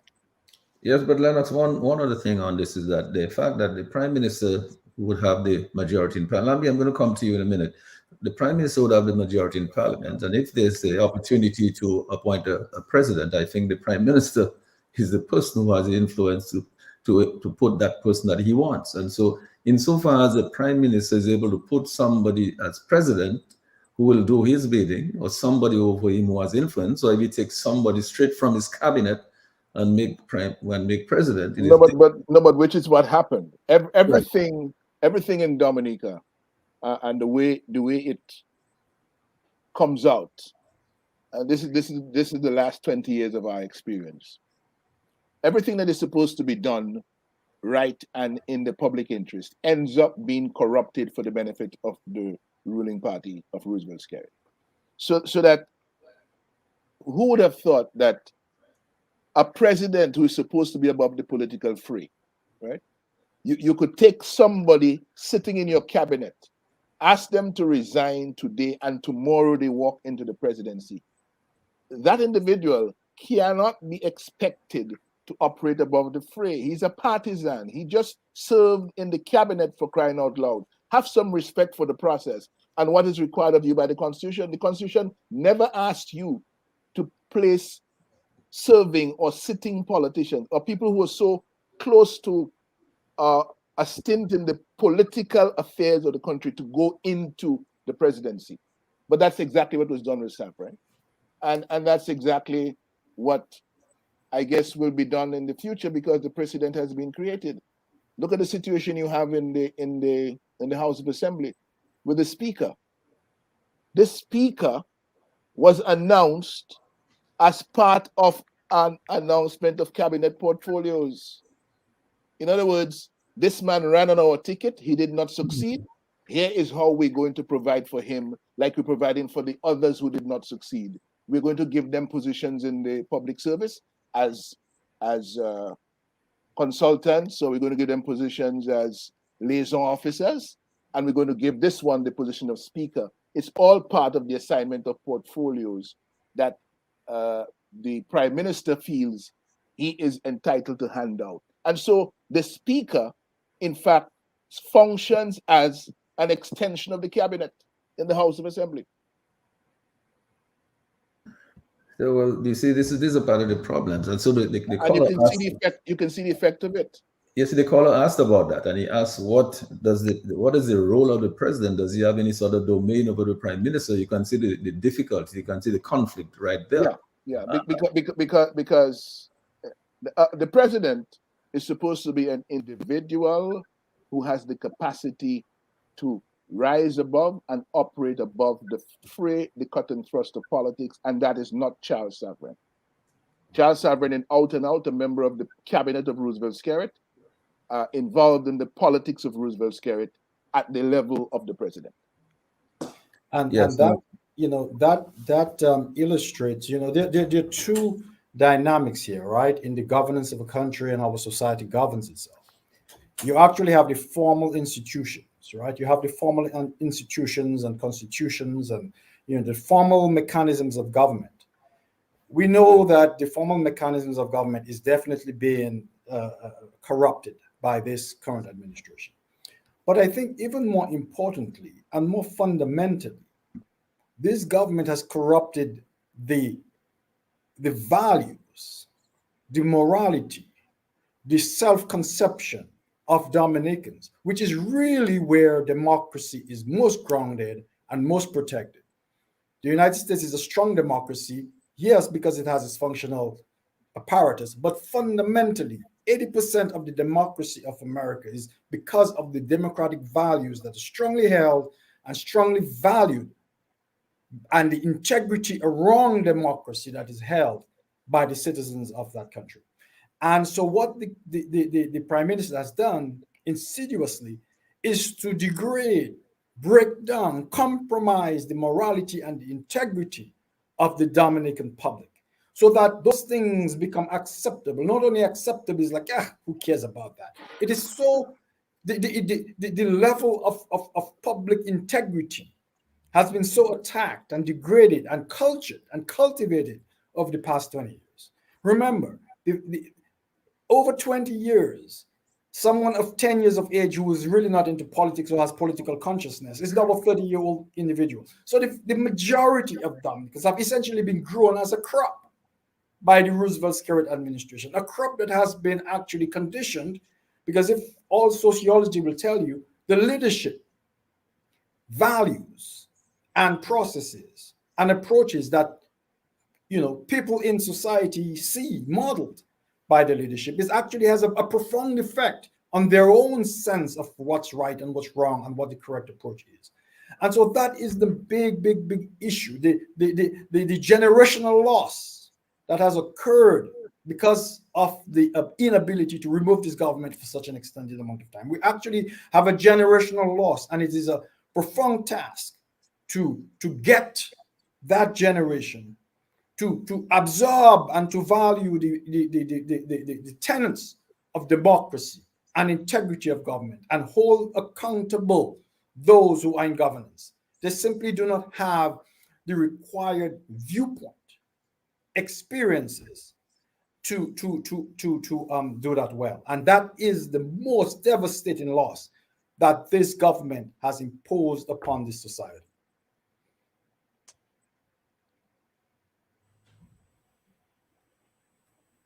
All right. Mute, Mr. G, on mute. Mr. G, Mr. G, unmute your microphone. You were saying a lot of things here. I would like to comment on this, if possible. Yes, go right ahead, Thomson.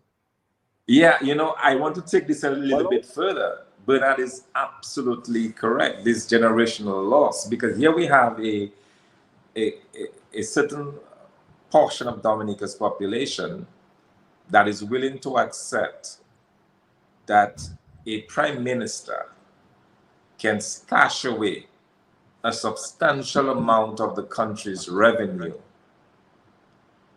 A population that can accept without questioning that a prime minister can place a huge sum of money into the hands of a foreigner and then turn around and take a loan from this foreigner to build stuff in Dominica. People have accepted this in Dominica. And that is the loss. That is what we've lost. That is what Bernard is trying to describe. And we see it manifested in so many ways that they've come to accept that the prime minister with a $10,000 salary can live in a $64,000 mansion and justify that. And justify it and defend it. That this same lost population can justify the lack of a stimulus, the lack of any type of control when you have, as we have it now, skyrocketing prices of petrol. I almost came to tears a few days ago when I heard a lady say over the caller radio station to tell Matt that she cannot pay the 50 cents increase that some bus drivers were threatening to impose. She said, if they impose that 50 cents increase, I will not be able to get to work. I will not be able to pay it.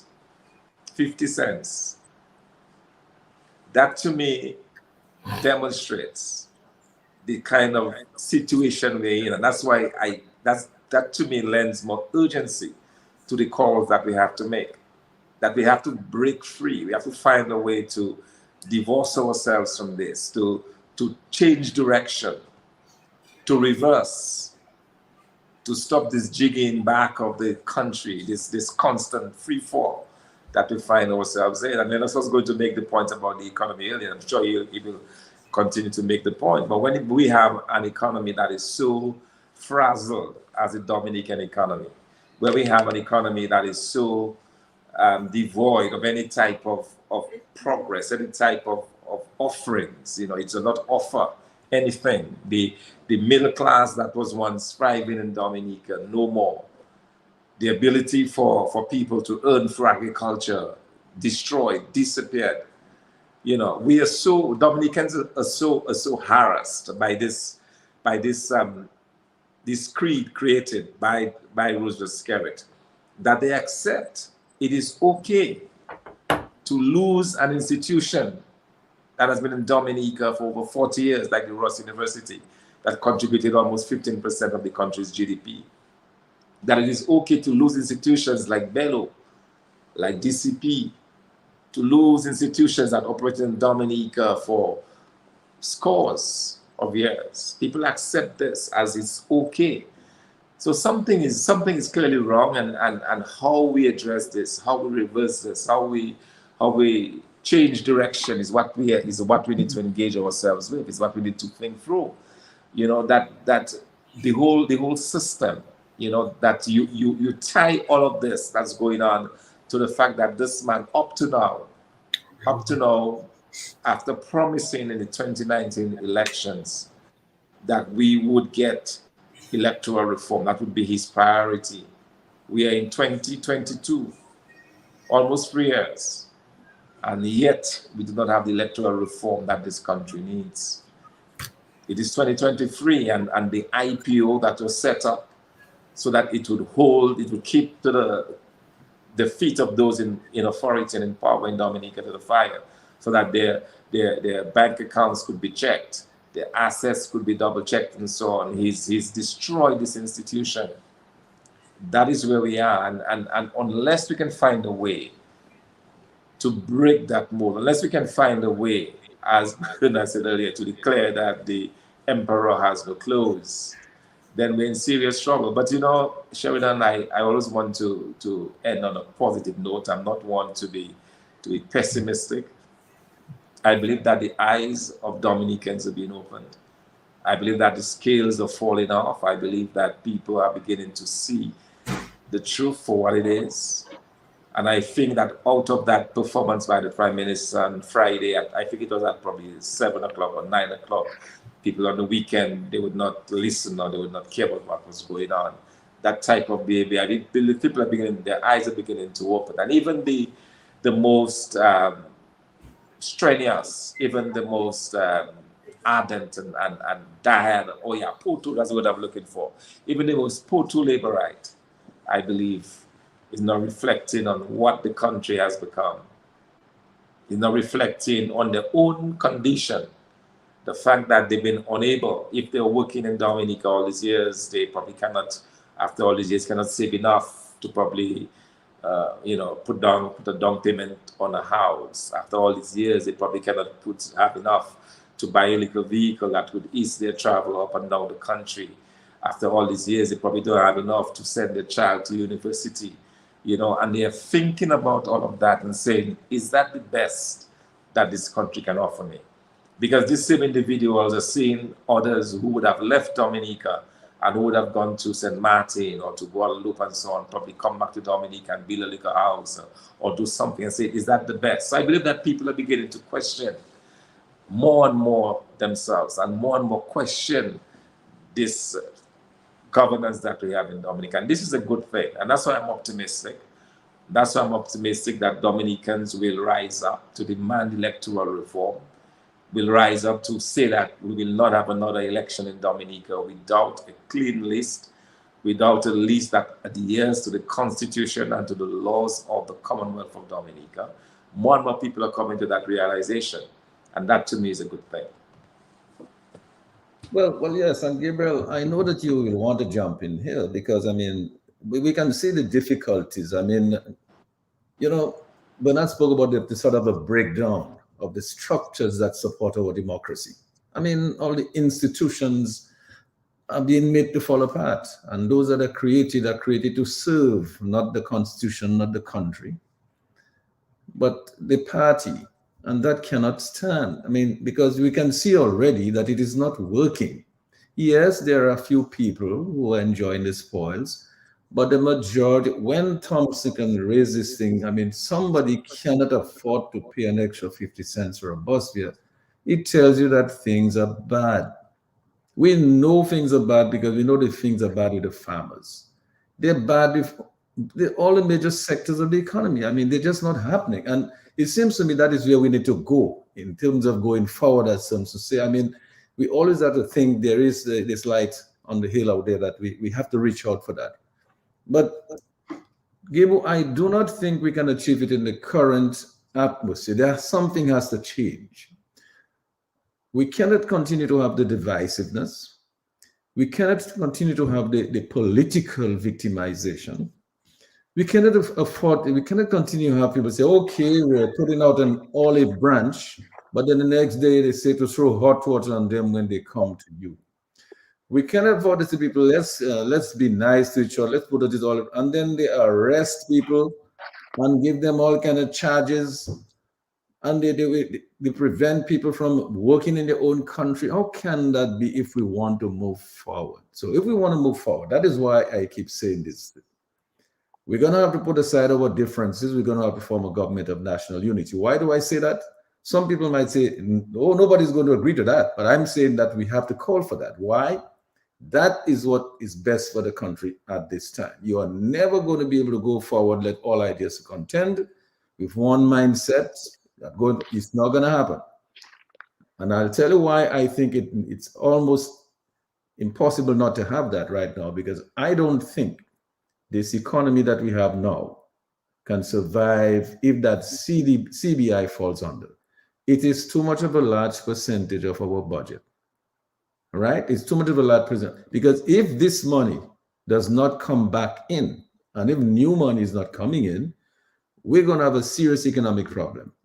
Already, we know that the government has not been able to manage the economy in a way that delivers international competitiveness, in a way that generates foreign earnings, like you did many, many years ago, in a way that creates meaningful employment, in a way that even gives any semblance of resilience and sustainability, because we're not really looking at the sustainable and resilient sectors. We're only looking at hotels, five-star hotels.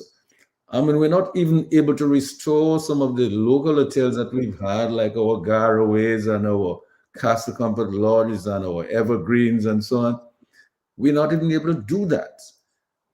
But we talk about five-star, but many of the five-stars we're talking about, some of them cannot be completed after years, and some of them haven't got started. We talk about putting a five-star hotel at the public works, but how is it going to get started if you don't have this, because the CBI money we're talking about? So, Gabriel, I'm looking at this thing and saying to myself, if we are serious as Dominicans, wherever we are, in Dominica or at home, abroad, wherever we are, we have to give some serious thought now to calling for a government of national unity, where all of the best talent of Dominicans at home, abroad, we can come together to focus on building our nation. Give me your turn. Brother G, any reasonable Dominican, any reasonable human being would have no choice but to endorse what you've just said. You know, in 2003 or 4, when he became prime minister, I gave you, Skerritt, a book by Lee Kuan Yew of Singapore. Singapore, the Singapore story, from third world to first world in 25 years. I said, Prime Minister, please read that book. Lee Kuan Yew was a lawyer with a value system that when he set up his version of his integrity in public office, the first family, his family, was the one first investigated. Modest man who would take commercial first class and not have a presidential jet, when places like Congo, where the per capita income was maybe 5% of that of Singapore, they would have their own presidential jet. Thrifty, integrity driven, a culture of excellence, a culture of meritocracy, not mendicancy. So I associate with what Brother Lennox has said, and what Brother Ito has said, and Brother Thomson, because it all comes out of the same sort of corpus, which is we are a small country. We've produced folks at the highest level in way of performance in the diaspora and even on Dominica. However, in the past 20 years, there's been a systematic effort to weed out any independent thinkers in Dominica and enforce on Dominica the philosophy of a one-party state. And so tonight, friends who have known me and who would call me comrade, don't call me comrade unless you mean it and you understand it. What does comrade mean? Comrade means kindness. It means affinity. It means sincerity. It means you're in a common cause. So you've now bastardized the term comrade because it means nothing. How can you be a comrade and $4.5 billion is missing from the consolidated fund? How can you be a comrade and you disregard the reputation of your island and put foreign bandits over your own native sons and daughters? Is that comrade? Is that the comrade we're talking about? Is that the affinity? You see, when you talk about the unity government, you're talking about self-love and love of country. That love is the antithesis of hate. When you talk about unity, unity is the antithesis of divisiveness and disunity.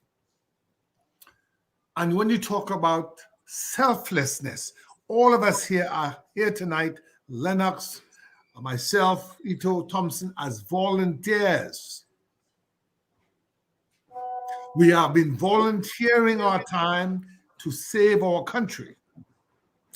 In that sense, we are truly comradely because we love each other, we care about each other. And it's with that kindness, it's with that love of country, it's with that civic virtue, it's with that selflessness, it's with that reaching out, it's with that dedication to education and not trying to brew the masses, to bamboozle, to mamaguy, to mislead, to give the young boys and girls all kinds of trinkets and jump up and Morgan Heritage and Beres Hammond and McLaughlin and McMuffin and McNonsense, and then you have intelligence to give the young people of the country.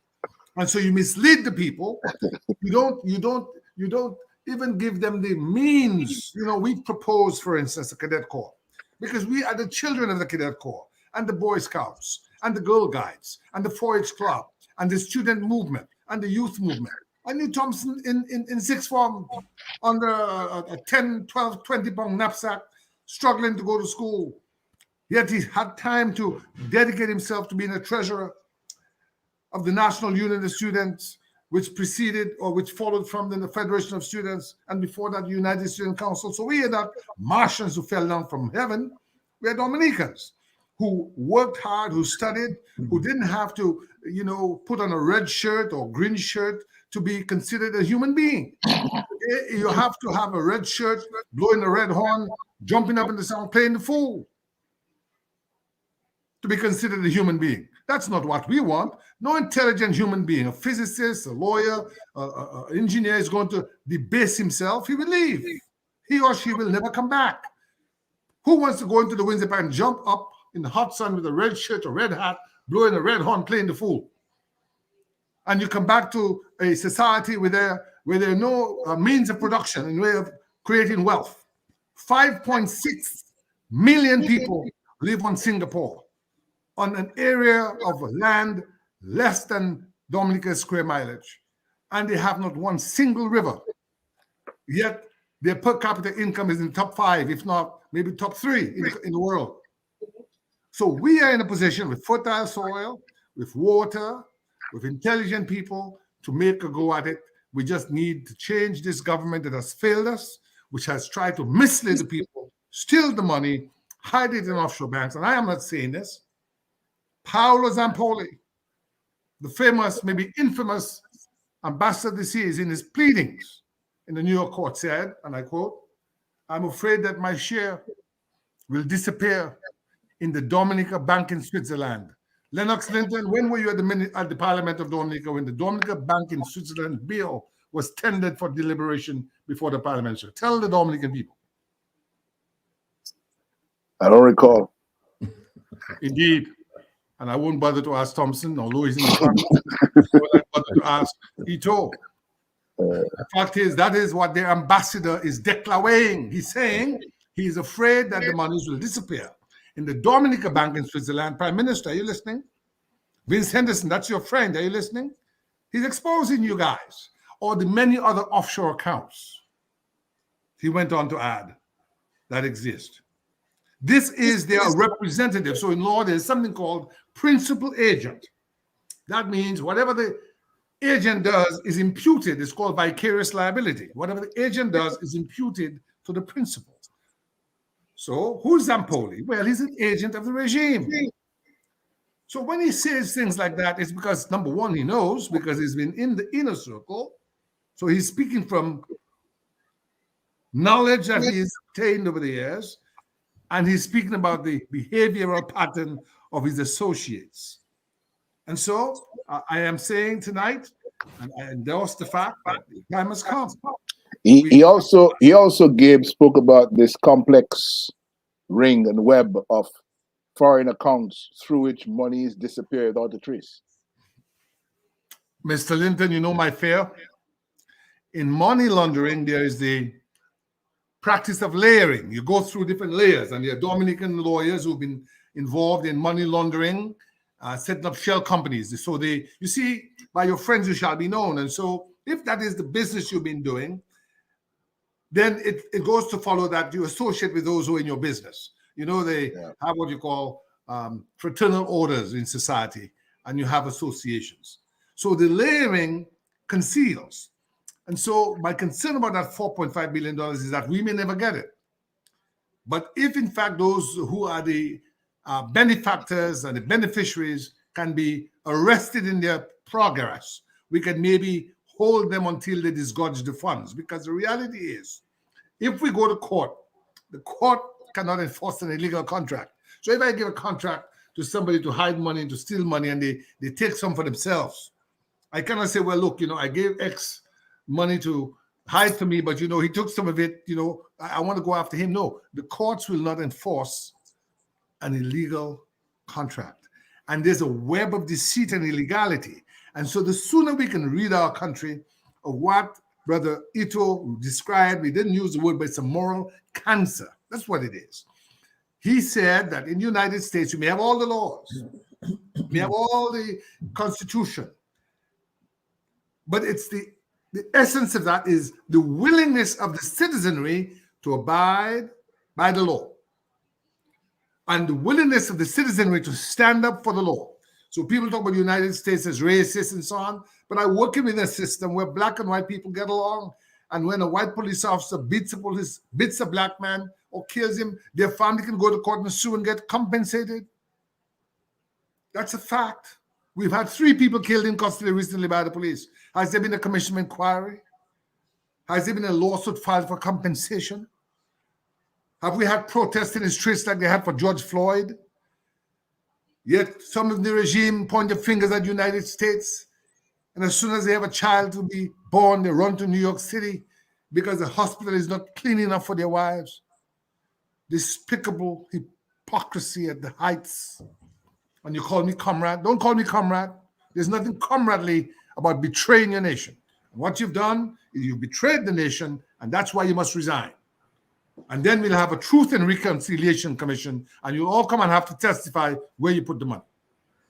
I wanted to see if Lambi, I know Lambi was waving to me a while ago. You wanted to take a couple of calls. Lambi, you still have a call that you wanted to take? Yeah, we have 2 calls there. The caller has been waiting for a while now. Let's see if he's still there. Caller on the overseas line. Go ahead, please. Go ahead.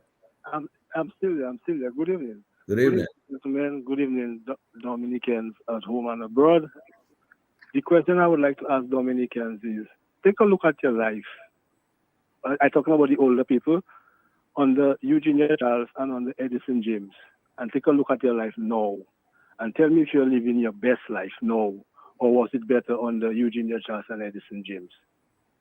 The other thing is that it is alleged that the Prime Minister is a thief, corrupt, and a liar. Alleged. And we're depending on him to give us electoral reform, a just electoral reform. It's like asking Satan to start doing good. And we know that will never happen. Dominicans, if you want back your country, you got to start shutting down this country. Bus drivers and the private sectors, start closing down your business because it is not going to get better. The more you comply to scare it, the worse your life is going to become. You need to start shutting down that country and send a message that scare it and his regime got to go. Thank you. Thanks a lot. And Lambi, you want to take another call? Yeah, caller, please go ahead. Good evening. Raise your voice, please. Yes. I like the idea of the national unity government. But how do you arrange a national unity government when you have such a rogue government in power?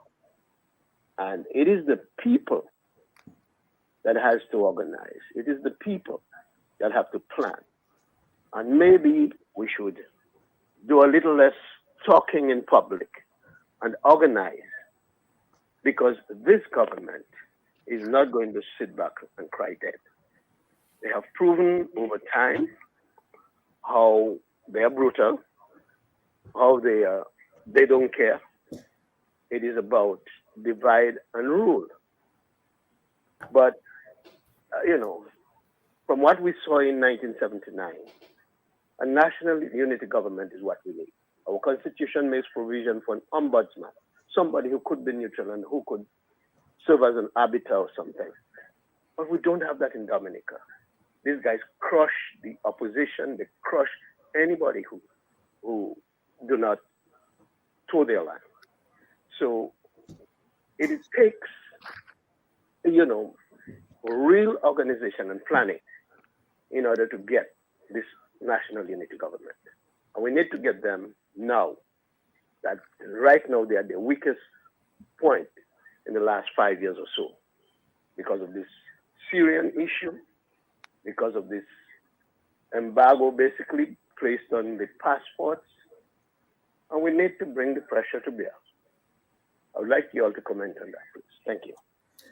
Yes, thanks a lot. Lambi, did you want to take another call? So Yes. On the overseas line, it's your turn now. Please go ahead. Yeah, good evening, gentlemen. Good evening. Good evening.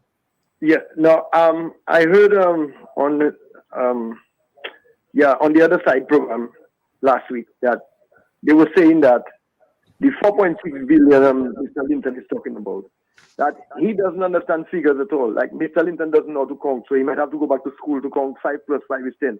So they're saying that 4.6 billion that is missing, they're saying that is not there at all. That money is not there at all. So I'm saying that money has disappeared, and I said we were not going to get back that money.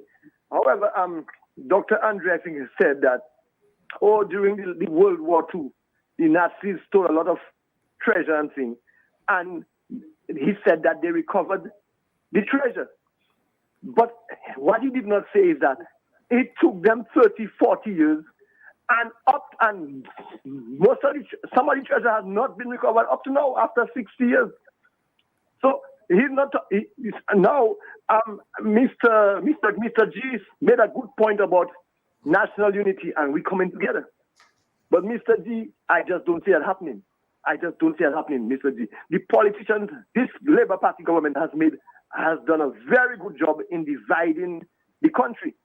Mr. G, when you are not a supporter of the Labour, you are looked at as an enemy, and even looked at that you should be wiped out, you should be killed.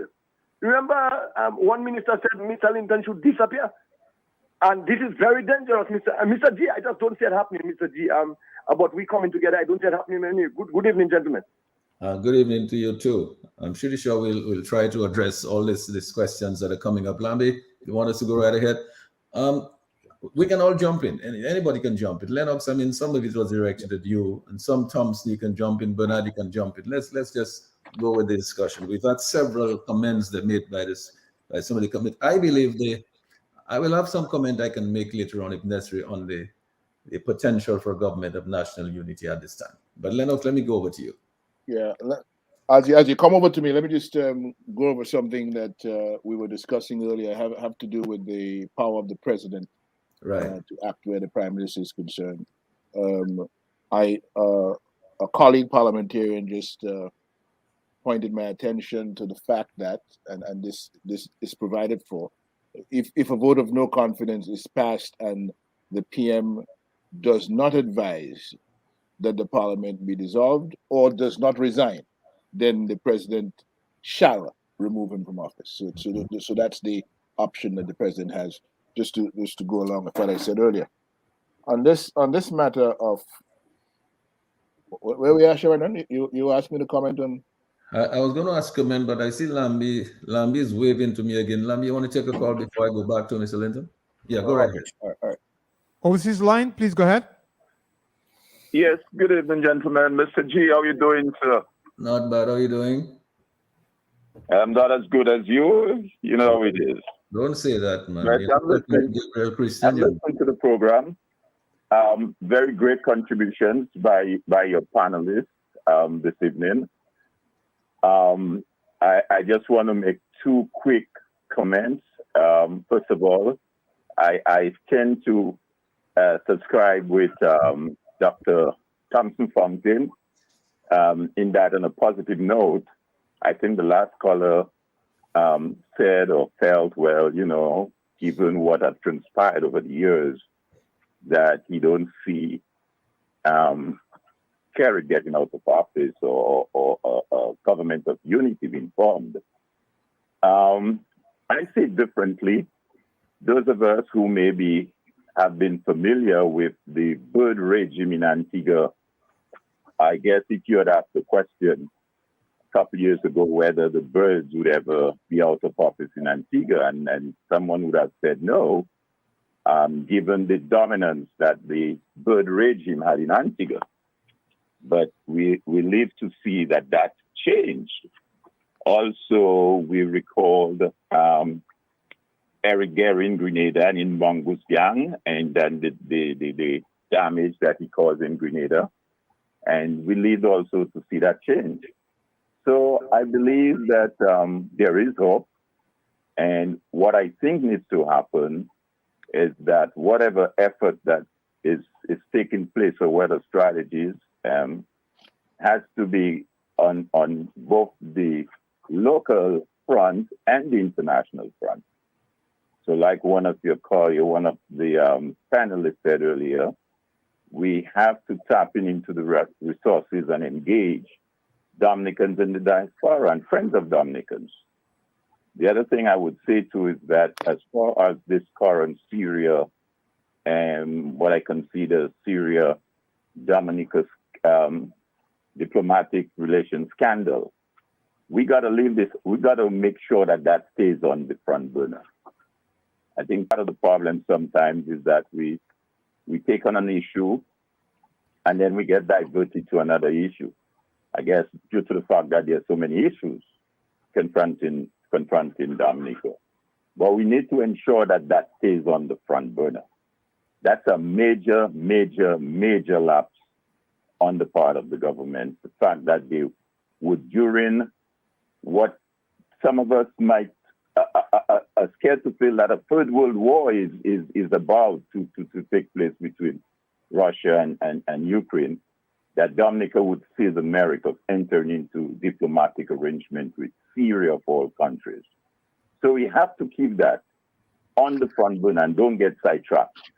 We have to constantly raise it at the local level, raise it at the regional level, raise it at the international level.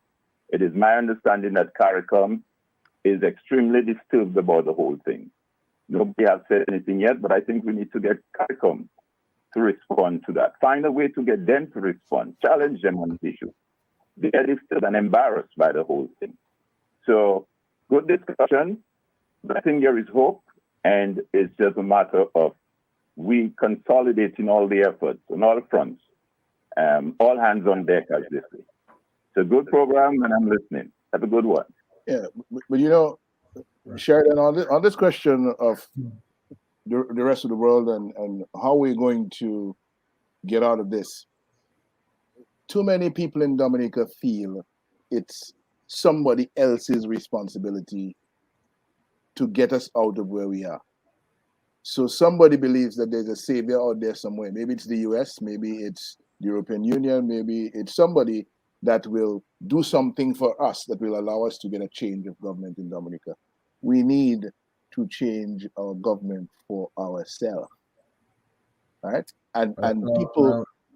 I agree with you, Lennox. It has to be done by Dominicans, whether it's at home and abroad. But let me just see if we can attend to Lambi for 1 minute. I hate to disturb you like this, but Lambi is really waving. Lambi, you want to take a call? Yes, the overseas line caller, please go ahead. Yes, gentlemen. Good night. I want to say, it's very interesting listening to all the gentlemen on your panel. And there's a gentleman who said something a while ago regarding, I think it's the gentleman on the Freedom Party side, representative, who said that other people, their minds are just being corrupted, by this current government. And it's like, the people who supports the Labour Party, most of them, especially the elderly, these are people who actually, they are not politically educated, and they don't even know what to expect from a government, what to expect from a leader. And within 20 years, that some of the young people, actually, the man has been actually taken up by spirit to confuse their head and to try to have them believe in him. So what I'm saying is that I think a protest alone will not do it when we protest in the street, but I think that we need to go from village to village and try to, at least on one-on-one or in groups, and try to educate our young people. We need to educate these young people what to expect from a government, where does the future lie, and how the government needs to contribute to them, and that is not existing. And the only thing that's going to happen is to bring change. And so we need to really educate the people. Just talking on the radio and some just a protest does not work, because some people jump into a protest just because they want to belong, because like copycats, they hear what other people say and they join in. But we really need to educate the young people.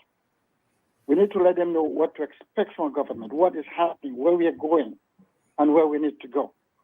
And I think we need to do that. And when you have people like Sam Raphael, who is even backing up, supporting the Prime Minister to really dominate the mind of the people. For example, he said tonight that you have a group of people listening to Q95, a group of people listening to DBS.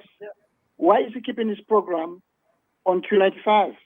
And I don't understand. This guy is telling people all the time, it's like he just wants to sweep things under the rug. Oh, the Prime Minister said this, so let's just forget it, because he has said the woman make a mistake, everybody makes a mistake, and he and Ken always referring as what is happening to other places and other countries, like it's okay to happen with us. You know, and this thing is so wrong. And he will tell you, I love Dominica, I love the people. But how could you love Dominica, I love the people? And you're going to tell them, sweep everything under. While the Prime Minister make the statement, let's just move on. Move on to where? We have no place going. Move into a precipice. I remember when I could never get to these people when I tried to call them. I've been calling you for since you started this program. I only lucky to get in now. Take for example, on Sam Raphael, when one of the gentlemen said about the money that the UWP put there for the airport, where is the money? He said, oh, well, he's talking about Singapore. Let's just move on. Move on to where? He just said tonight that he had a gentleman working for him, and then he find the guy has stole money from him. He did not fire the guy, but he asked him to resign. What's the difference? You ask the guy to resign because you don't want to tell people what he did. So just do like you quit the job. But yet I don't want you there. So what's the difference? And why do you want people you didn't move on with him because he stole their money or whatever he stole. So why do you want the people of Dominica just to move on and forget what the Prime Minister is doing? This is just craziness. And he need to stop talking on the radio. As the gentleman told him, stop taking Dominicans as fool, because this is what I have to understand. There are Dominicans that are politically educated. We may not be into politics, but many of us are smart people. I need to stop insulting us when you talk that kind of way. Thank you very much. And thanks a lot for those very nice comments there. I mean, a lot of information coming from this caller. Obviously, a caller who's been around and he knows what is happening. He understands politics and the whole question of political education. Because I think the idea of educating people at the village level about the politics of the day, that is very, very important. But yes, I was saying that regarding some of the conversation we had earlier on about the lost generation and so on, wisdom about the political situation in Dominica and where we go from here is still being found in the simplest of places among people who are, quote unquote, not educated, like those who have the bachelor's degrees and so on. You find a lot of those actually defending the nonsense and the corruption that is going on in government circles in Dominica. I want to make the point that there's something inherently immoral about a country that will have a government that sells its passports, that puts away billions of dollars under private control of foreigners, and still has that government going out begging, looking for handouts like grants and so on, and claiming that it is in a disadvantaged position. There is, I'm going to make a point that I made earlier. There is nothing that we want to do for the uplift of this economy and for setting it on the right track, where it can comfortably deal with the life and livelihoods of the people of Dominica, that cannot be done, the preparatory stage, with the $4.2 billion that we have from the last 4 years of selling passports, 2016 to 2020. So this business where we're still looking to the IMF to help us out, or the World Bank to give us this, or the IDA to give us that, or to get this from the Kuwaiti fund and so on, or to pretend that we are these disadvantaged people that deserve this break and the next break, when $4.2 billion belonging to the people of Dominica has been unlawfully privatized into the hands of foreigners overseas. There's something terribly wrong about that. And who is going to fix it? We have to fix it, because we are the ones. It is our election process that got these gentlemen into office, whether they rigged it or not, whether they manipulated it or not. That is what we have, and that is what we have to deal with. And we are not going to, some savior is not going to come from the outside. Don't look for Uncle Sam to come down to save you. Dominicans, wake up, open up your eyes. Your country needs you. It's time you realize. But part of that, the government is abusing its power. It's abusing its authority. It is the only one benefiting from what's going on right now. People are suffering and they're being made fools of. They have us in a stage now where they have so compromised themselves to foreign interests that those foreign interests are dictating and directing foreign relations that are anathema to who we are. And we have one of those examples sitting on our doorsteps right now. In the next 9 days, it will disappear. Mm-hmm. Yeah. And we'll be left with what? We'll still be left with the reality where the money that we need for our future development is sitting in foreign accounts because it has already been raised from the sale of our passports. But a group of people have decided it must be elsewhere. And God knows how much they're continuing to keep elsewhere. Yeah. We must fix this problem, because if we don't fix the problem, nobody is going to fix it for us. That's quite true. And then when we say we, I know that Bernard, you wanted to come in quickly before Gabriel comes in. When we say we, Bernard, I expect that we're talking about Dominicans everywhere, not just in Dominica. I have a whole lot of confidence that there are a whole lot of Dominicans all over this planet who can make a tremendous contribution to the development of Dominica. And by all means, we want to ensure that when we say we are including all of our people everywhere. Bernard, over to you. Yeah, I completely agree with that. I have always seen Dominica as a seamless nation, a global nation. I think we are too small. I think at a certain point, as a geopolitical state, you get to a point where you're too small to be constrained by your geographic borders, and you have to redefine what the nation and the state is. And I think the nation of Dominica is a global seamless nation. I do not believe we can afford to end the state or the nation, a group of people committed to a cause at our geographic borders. I think we are a seamless global nation, and we must leverage that seamless global nation, but we have to leverage it carefully, that respects the sacrifices, the rights of residents, and to engage with them in a respectful and collaborative manner, and do not impose necessarily or come. So it has to be very careful teamwork to realize the seamless nation that we need to get rid of resource security and to develop generally. And the point I wanted to make, is that we are. The current government has a very cynical view of Dominicans. It truly does not believe that we are in fact capable of developing our country. I mean, when you look at the way they invest, when you look at the lack of jobs, opportunities to local contractors, when you look at the way that they think about the idea of, if not CBI, what? It's a very cynical, sinister, childish view of who we are as Dominicans and what we're capable of.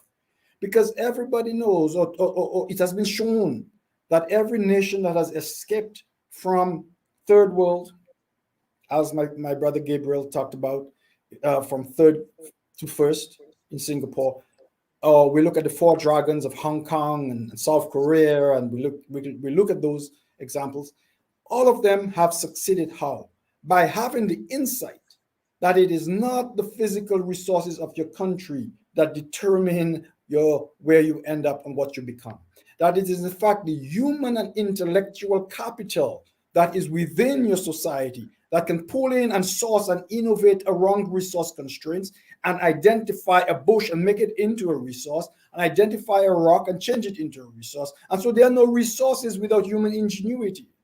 There are materials, but it is our ability to convert opportunity into resources that creates resources. And so resources are created, not sourced. And so every country that has broken out of the poverty trap into prosperity has realized this and has focused on tapping into its human resources, its people, educating them and technically skill them and investing heavily so that they can then create wealth that the rest of the world values. And the current government simply does not get that, or they may well get that, but they have a cynical view that does not believe that we as Dominicans can do that. But absolutely we can. We have been very successful as a people globally. The least successful place we are is on the shores of Dominica, but globally, Dominicans are one of the most successful subsets of people globally as a group, if you look at an average. And so, as I've said to Gabriel many times before, we are individually successful, brilliant, but collectively mediocre. And so that is what we have to figure out. How do we come together to be collectively brilliant now?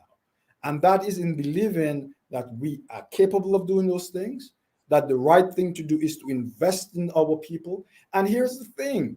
This government has missed a pivotal moment, a tipping point that occurred in the world economy, and they were not even aware of it. They have no interest in those things.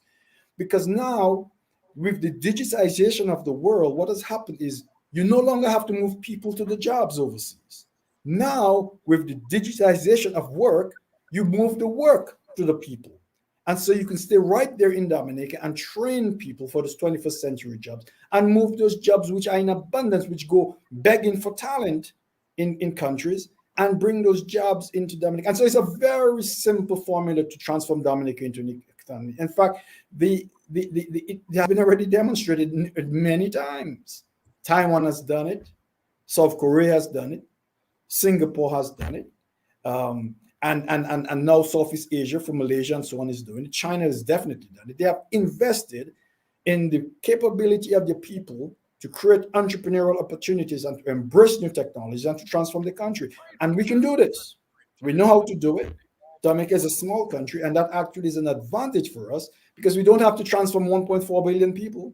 We have 65,000 people to transform into a thriving economy. That means less than 8,000 or 9,000 well-paying core jobs that are around which you hang the rest of the economy. And so this is not a complicated problem. Our problem is the inability to get the people who can do those things and care about those things into the driver's seat. We need to get the right people on the bus so we can drive the bus where it needs to go. And that is our fundamental problem. Now, all good things have to come to an end, and we're getting very close to the time where we have to start winding down, and I'll be taking your final remarks in a while. But I just wanted to say this, Bernard, just to add a little bit more value to what you're saying and what Lennox himself has said, as well as Thomson and Gabriel. In fact, when we think about people, when you think about Singapore, and you think about what happened there, you're right. You have the human resource, you have some natural resources, but it is the human resource that's going to have to capitalize on those natural resources and add value to them and create the work and the exports and the wealth. But here's the thing. I have a lot of confidence in the people of Dominica.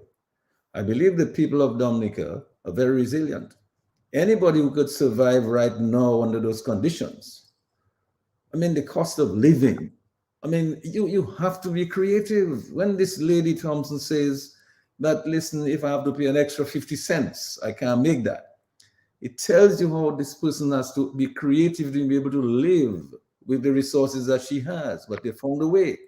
And when we speak about Dominicans everywhere working together, there is already something going on, because Thomson, as you know, there are people who are working in New York and in Toronto and everywhere who are saving money, tightening the belt, and able to send barrels home to their people. They're working with people and sending barrels home. And they're sending home $50 million plus every year to the people in Dominica. There is already something going on. People are creative, people are working with each other and helping. That is how people are surviving. So I think what we have to do, build on that, structure it to ensure that these people who have the creativity, give them the resources and the support that they need. We don't need to just put all the resources in the hands of a select few. And Thomson, I'm hoping that you will come in and make some comments on this, because the select few, you can see some of them are doing very well. It does not mean that the other persons who are not getting Mr. G, it has all gone dead. Yes, indeed. You can't be heard. I certainly like the conversation around the ability to do, and as Bernard talked about it, in bringing those resources. The most insulting statement ever attributed to a Dominican politician is the one that was made by the Prime Minister when he talked about, if not CBI, then what? You know what that means? It means that this is the most lazy, least effort-oriented industry ever. Because what this government has done with the CBI, they've outsourced it completely. They've outsourced the processing, the application process, everything, and all they wait for is a check at the end of the month for every 2 months that comes into Dominica. Some come to Dominica, others go into an offshore account, so they have nothing to do. You know, but that's not the Dominica that I know. That's not the Dominica that raised us, those of us on the panel and other Dominicans. That's not the Dominica I know that raised scientists at some of the leading universities in the United States, scientists on the cutting edge of research. That's not the Dominica we know, where people had the ability to do things. That's not the Dominica I know, where my parents was able to educate 11 children on less than an acre of land. You know, this notion that Dominica kind of goes on the ground and that we just allow other people to grow, to create opportunities, create avenues for us, is something that has been pushed by this Prime Minister. But he's missed the point. He's missed the point that Dominicans are industrious, Dominicans are hardworking, Dominicans are successful, and they know how to get it done. If you don't believe me, take a trip to St. Martin. Some of the hardest hotel workers there are Dominicans. Antigua, the same thing. Go and look. Some of the hardest working people in those countries are Dominicans. You know, so the notion that we cannot do for ourselves in Dominica, the idea that we cannot transform this island, this agriculture island, into one of the richest, the idea that we cannot provide jobs, well-paying jobs for 4,000 or 5,000 people, is really not a Dominica that I grew up with and that I continue to dream about. You know, so the fact that we've not had the leadership that has allowed us to inspire that desire on the part of individuals to grow and to develop and to contribute to success. The fact that so many of our young people have to resort to robbery, have to resort to theft, have to resort to all sorts of backdoor movements that they can survive is really troubling to me. Because we've missed the boat. As I said, a couple of years ago, we were way ahead of St. Vincent, we were way ahead of St. Lucia. And we are just now bystanders, we're now just observers in our own country, because we have allowed a government over 20 years to grind us mercilessly into the ground. And now we are at wit's end, what to do. We cannot respond, we cannot, But I think that Dominicans, we really have to use this as an opportunity to really rise up, an opportunity to take matters into our own hands and say, yes, we can reverse this course, to say, yes, we can do better than we've done in the past 20 years, and to dream of a future that is brighter, a future that can engage the skills and the talents of Dominica, not only within Dominica, but outside of Dominica, that can allow this entrepreneurial spirit, that can allow the spirit of industry, that can really support different enterprises, support the creativity of the Dominican public, that will allow us to forge wealth and to grow. And we should not be afraid to talk about having wealthy Dominicans. We should not be afraid to talk about growing wealth. We should not be afraid to talk about generating incomes that people can decent lives. People can build their own homes, and they don't have to rely on the government to provide an apartment by the riverside that may be washed away at some point when the rains get too heavy. We can do better than this. We can do better than rely on a government that thinks it has to build homes for us and put us into ghetto apartments. We can do better than that. And so what I want us as Dominicans to do is to realize that we have a history. We have a history of being able to perform, being able to do. When E.O. LeBlanc, for example, revolutionized agriculture and built those feeder roads and was able to access lands not before accessible, that farmers could go plant and transport the bananas and the loaded trucks. We have those vivid imagery of those trucks lining from the port all the way to Cadeville, waiting to offload. Dominica providing something to the world. These images are still in my mind as a Dominican. And to tell me that we've lost it, I don't believe that we've lost it. I believe what we need is a re-energizing, is a refocusing.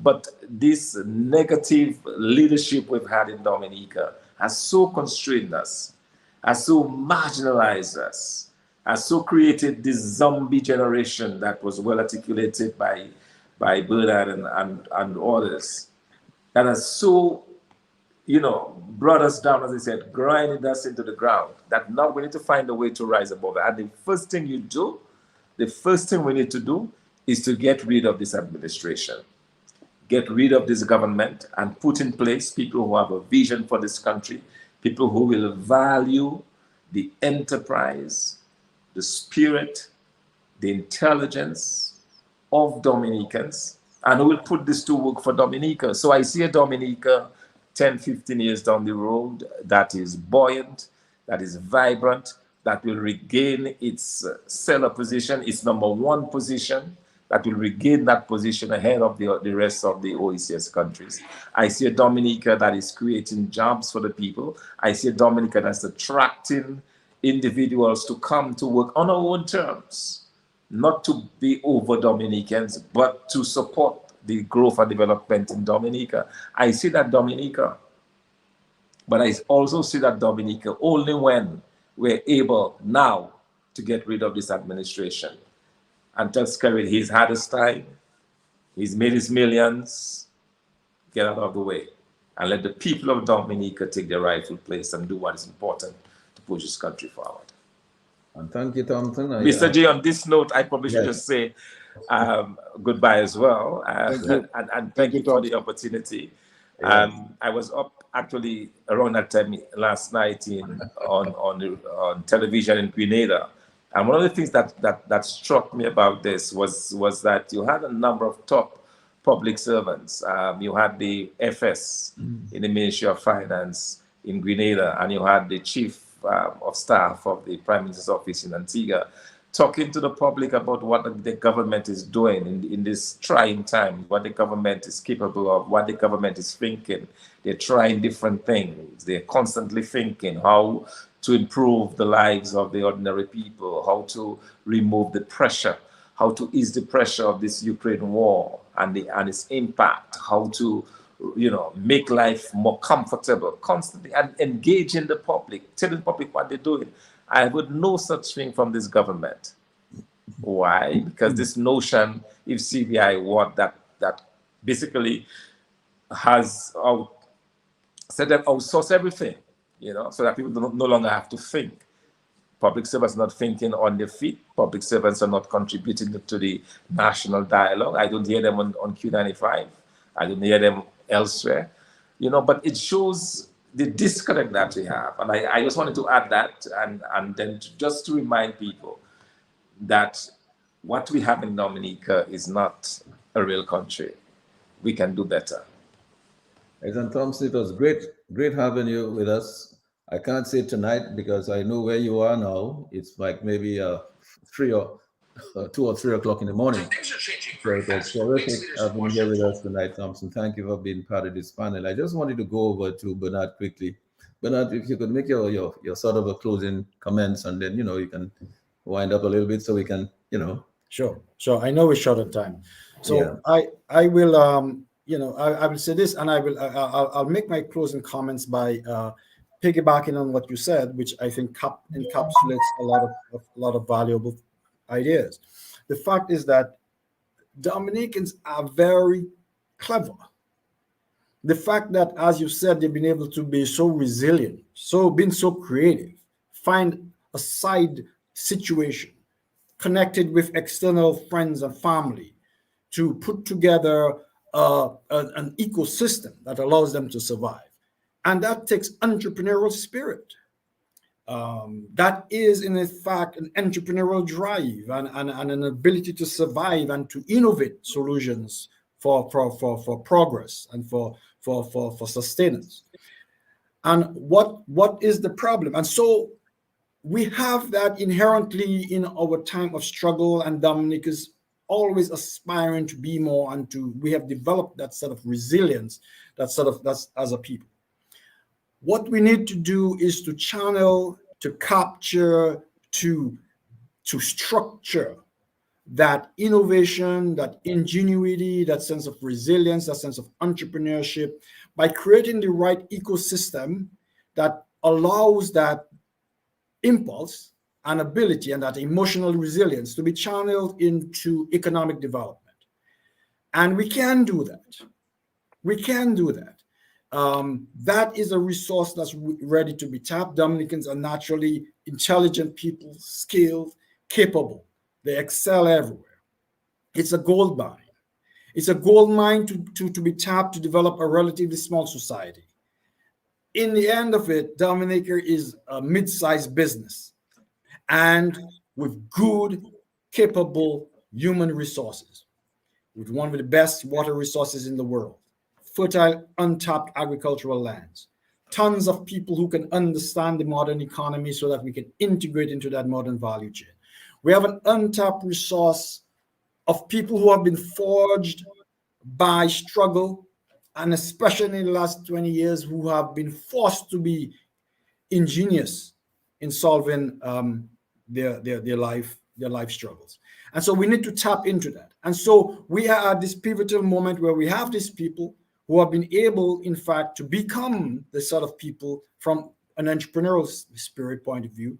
We're at this point in history where the world's economy has dramatically changed, where you do no longer have to leave your local geography to have a job that is creative, innovative, value-added, well-paid.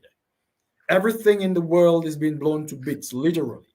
It's no longer a matter of it, it's a matter of bit. It's about information, it's about design, it's about transformation, and the ability to move jobs to the people rather than people to the jobs. And so we're at a pivotal moment. We're in an exciting moment. The fourth industrial revolution is upon us.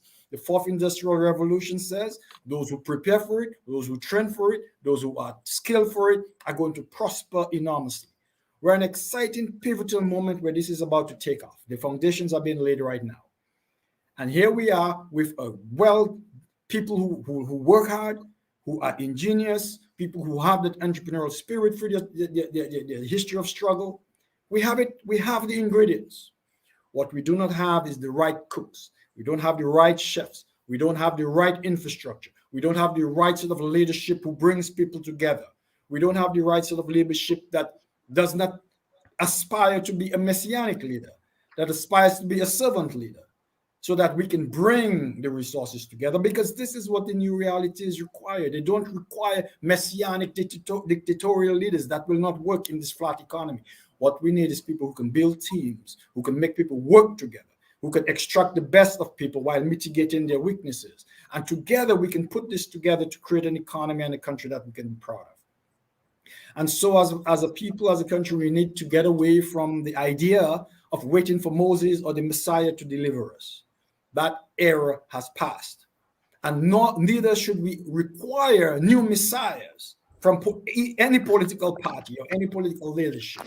Mr. Linton should not be asked to be a messiah, nor should I be asked to be a messiah. Together, we should be asked to put our respective strengths together to create the ecosystem and the infrastructure that can release and enable this energy of Dominica that's willing and waiting to burst to make us into a model nation. I am convinced of it. I'm excited about the possibilities, but we have a huge rock in front of us that we need to get out of the way so we can get on with the work. And I like Bernard, the idea of together. See that word together? We already established the fact that Dominicans are already working with each other. I mean, in Dominica and outside of Dominica. All these barrels and all this money that's going on, Dominicans are already working with each other. And I like the idea of together, because it's only together that we can do it. That's why I call again that we're going to need a government of national unity to get rid of all the divisiveness. We have to work together. But Lennox, as I go to you, really and truly, we did not get to talk about a couple of things specifically, but I know that you've been very we've done agriculture so well before, from the days of way back from Leblanc coming all the way up. We've done well as a country in agriculture. We know how to do it. We know what to do. The markets are there. It's just a matter of doing the work to get advantage of the market. And one of the things we did not get time to talk about, but as we go along in the shows, as I go along in the future, I'm going to get specific about certain things. One of them is the cannabis industry. It's a large, huge industry that we're just absolutely ignoring as if we never heard about it. I mean, every pharmacy that I go to, cannabis medicinal products are there selling for big money. And the people are getting wealthy from this thing. Some of the other islands are taking that up. And I know that we have entrepreneurs in Dominica and outside of Dominica. And I also know that there are a large number of young people who want to engage and grow some wealth, improve their living standards and the quality of life, if they had a chance to do it in an industry way, not just a little one-off thing, but in a major industry. So, Lennox, as I come to you for your sort of closing remarks, I want us to keep in mind that all is not lost. Really, we see a lot of problems. The only reason why we are seeing those economic problems ahead of us is because we said, if not passports, then what? But we're seeing there's a lot of other whats besides the passport. All is not lost, but all is in the process of being lost. We have a responsibility to arrest that process of losing for the nation and bring it back to right order. And to that extent, we are in an exciting moment of future possibilities if and only if we recognize that all of the resilience of the Dominican people that we talk about, the creativity, the innovation, the ingenuity that has allowed them to survive in this very difficult period, all of that is being consumed in what seems like a never-ending struggle to survive. It's time for that ingenuity, that innovativeness, that resilience to start moving people through the thriving cycle. This long night of struggle is beginning to have its toll on the resilience and the ingenuity of the people of Dominica. And so we think about what is it that we're blessed with? What is it that is going to take us successfully through earning a worthwhile place in the international trade of goods and services, which is a fundamental responsibility for nations across the globe? what is it that we have, and how good are we at developing it? We're the niche island of the Caribbean. And marijuana is one of the plant substances that we have in abundance that can give us a worthwhile place in the international trade of herbs and spices and plant substances, food for medicines and food for nutritional needs, and plant substances for all sorts of interventions in the area of health and wellness. There's a huge opportunity there, but if you look at where we are right now, we have not been even able to rely on the government that takes our taxpayers' dollars to organize the local market for fresh produce that comes from Dominica, vegetables, root crops, and so on, so that farmers can sell what they're producing all around the country, all their dashing, all their planting, all their ground provisions, their toloma, their cassava, their vegetables, and so on, into a local market. Because the gaps are there where farmers are producing or farmers can produce, but yet the people who are supposed to be buying from the farmers, Dominican farmers, are buying from the outside because they claim they cannot get it locally. So that simple issue of resource alignment, that simple issue of integration, that simple issue of marrying or tying our local production capability to the Dominica market for fresh produce. It hasn't happened satisfactorily. And as a result of that, you have farmers with tomatoes and watermelons and pineapples going to waste on their lands. We cannot afford that, while farmers from elsewhere are able to sell products into Dominica, the same products that our farmers can produce. We have water coming into Dominica, being imported into Dominica, the most water surplus, the biggest surplus water country in these parts, with the best quality of water, but we're still importing a whole set of water from countries that are not as blessed as us with the water resource. So our positioning needs attention, and the innovativeness that we talk about, yes, it's great, but let's start setting the stage where that innovation and that ability to organize and plan strategies and so on for forward movement, and all of the agility that we are capable of ties into that in this nation, in the world community that is doing well, because we are leveraging that which we have been blessed with. And then, of course, we have to do the measurement and we have to do the benchmarking, because all the societies that came up and did something for themselves understood the world community and were able to measure what was happening in the different areas. We were able to benchmark and see what the competition was doing, see what was happening elsewhere, and what it is that we can continue to do and do better, so that we not just stay in the game, but we improve the game and we get better over time. This is a wonderful time of opportunity, but ini ogwo wash ashimea. And part of the problem is that we have a government that has been getting in the way of people moving forward. You can't have that. The government is supposed to be a facilitator of growth and people development, not a stumbling block in the most obstructionist sense of the word.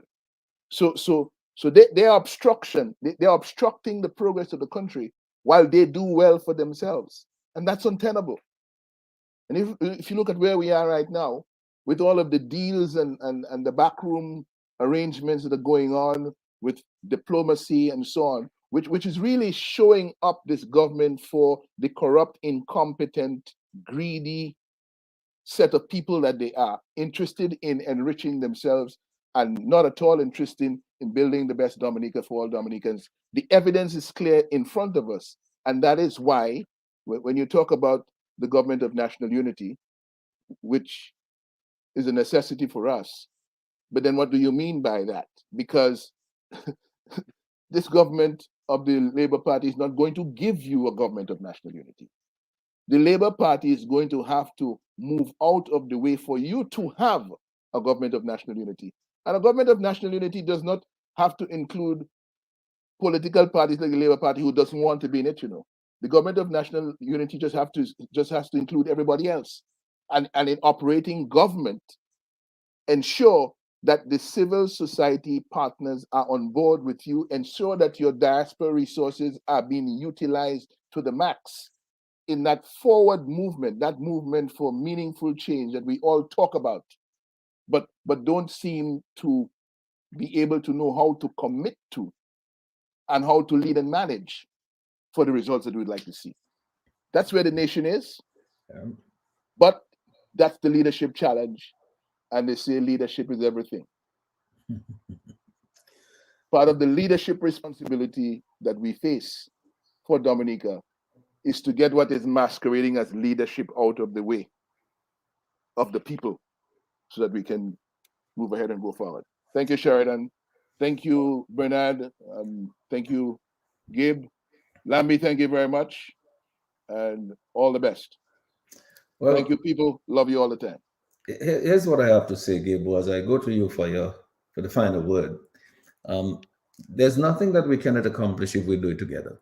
If Dominicans stand together, and we've seen that before, if we stand together as one people, not as people who see on that side or the other side or that call or the other call, but as one people, because we're just about 70,000. If we add another 100, 150,000 that are outside, we just about maybe 200,000 people. That's a very small group of people.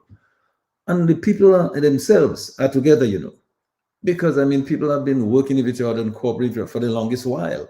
It's just that something else is dividing them, creating that thing. It is really not a real thing if people start to think about it. When you have a problem, your neighbors come to your rescue. There was a time when people used to cook a little extra food in case somebody dropped by, Gabriel, that kind of thing. So here's what I want to say. As we go over to you, Gabriel, I just feel that we need to call our people back together.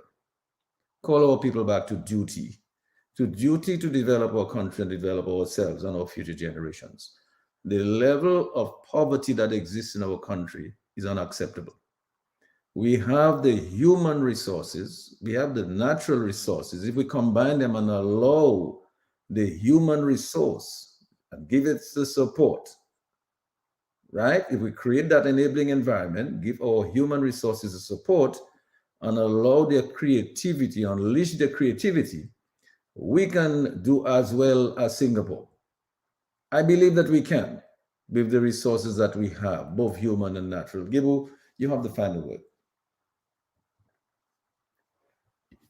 I want to give thanks again to you, Brother G, Brother Lambert, our departed brother Thomson Fontaine, Brother Lennox, Brother Bernard Hurtault. As I sat there listening to Bernard and to Thomson before he left, and Lennox, I'm reminded of a comment that Bernard made. It's the comment that I can tell you exactly where I was on.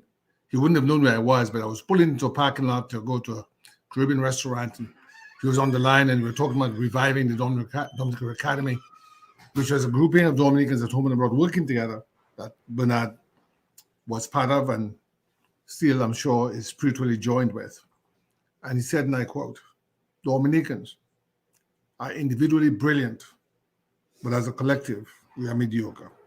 And Bernard, that quote is in my book about the Comandante Pinares, which is a memoir of my time as a student in the independence movement and in the struggle here in the diaspora. So it's not a coincidence that we are on this platform, because 20 years ago, Lennox Linton chaired the first ever Dominican diaspora in the Development Process Symposium at the Financial Center. It was opened by Prime Minister Pierre Charles. Lennox was associated with the UWP. But that was the framework within which we worked. It was a framework of all Dominicans, without regard to party, non-tribalist, non-partisan, working together, bringing our best collective minds together, as you, Bernard, sought to do when you were leading light in the academy in the early days. And so I want to say one thing, and that is, we know that to create all of the opportunities that you've talked about, Bernard, that Lennox has talked about, that Mr. G has talked about, that Thomson's talked about, requires an enabling environment. What constitutes an enabling environment? Well, want to take a quote from a research paper I've been working on as I've struggled with some of the issues of value engineering that you spoke to, that Lennox spoke to, about honesty is the best policy, making hay while the sun shines, understanding the fourth industrial revolution and being ready for it. And I quote, an enabling environment means restoring people to control over their own destiny by putting them in control of the institutional framework and decision-making processes that affect their own lives. Let me repeat this because it's very important, because it's going to be what will be the deliverable from this evening's meeting of the minds. What is an enabling environment? Restoring people, an enabling environment is created when you restore to people the ability to control their own destiny by putting them in control of the institutional framework and decision-making processes that affect their own lives. Do we have that in Dominica? We don't.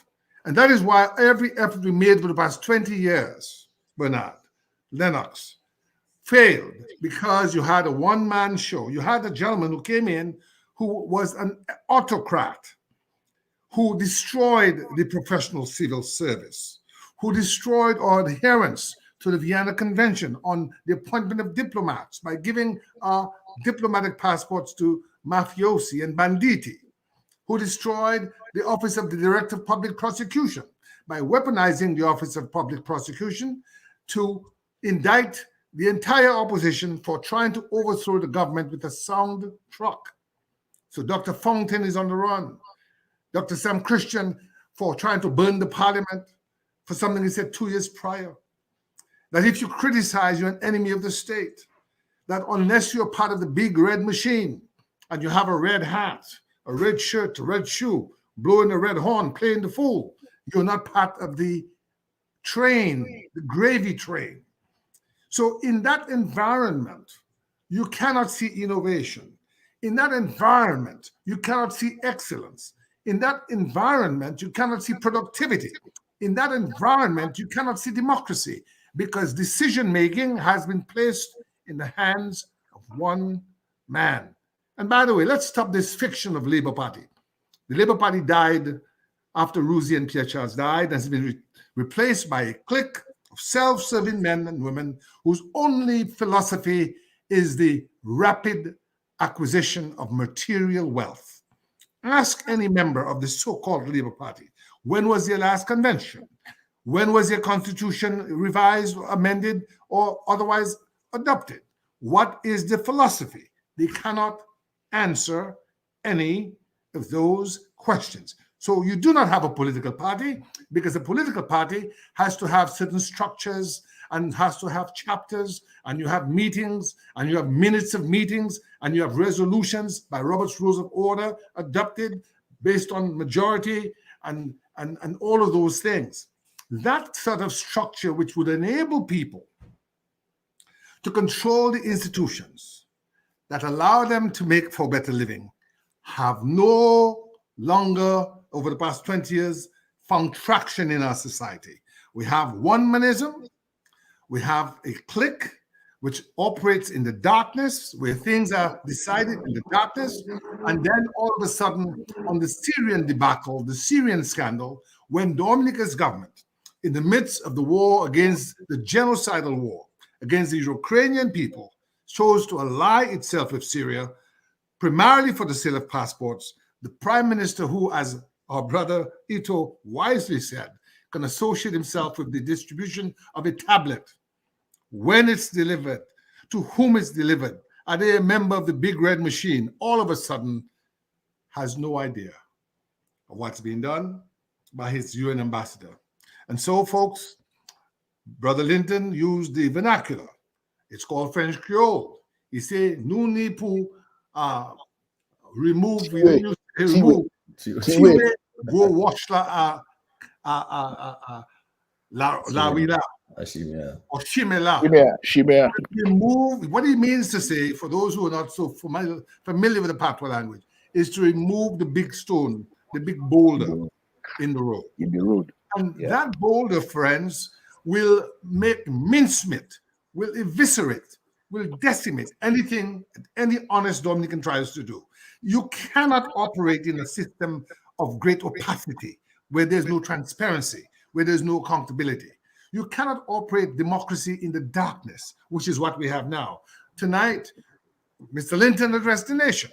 He's leader of the lawful opposition. He tried to use the taxpayer-funded national radio station and was denied. They gave him all sort of bamboozling excuses and prevented him from using that which is paid for by the citizens of Dominica. And so, gentlemen, we may have the best intentions, but the time draweth nigh.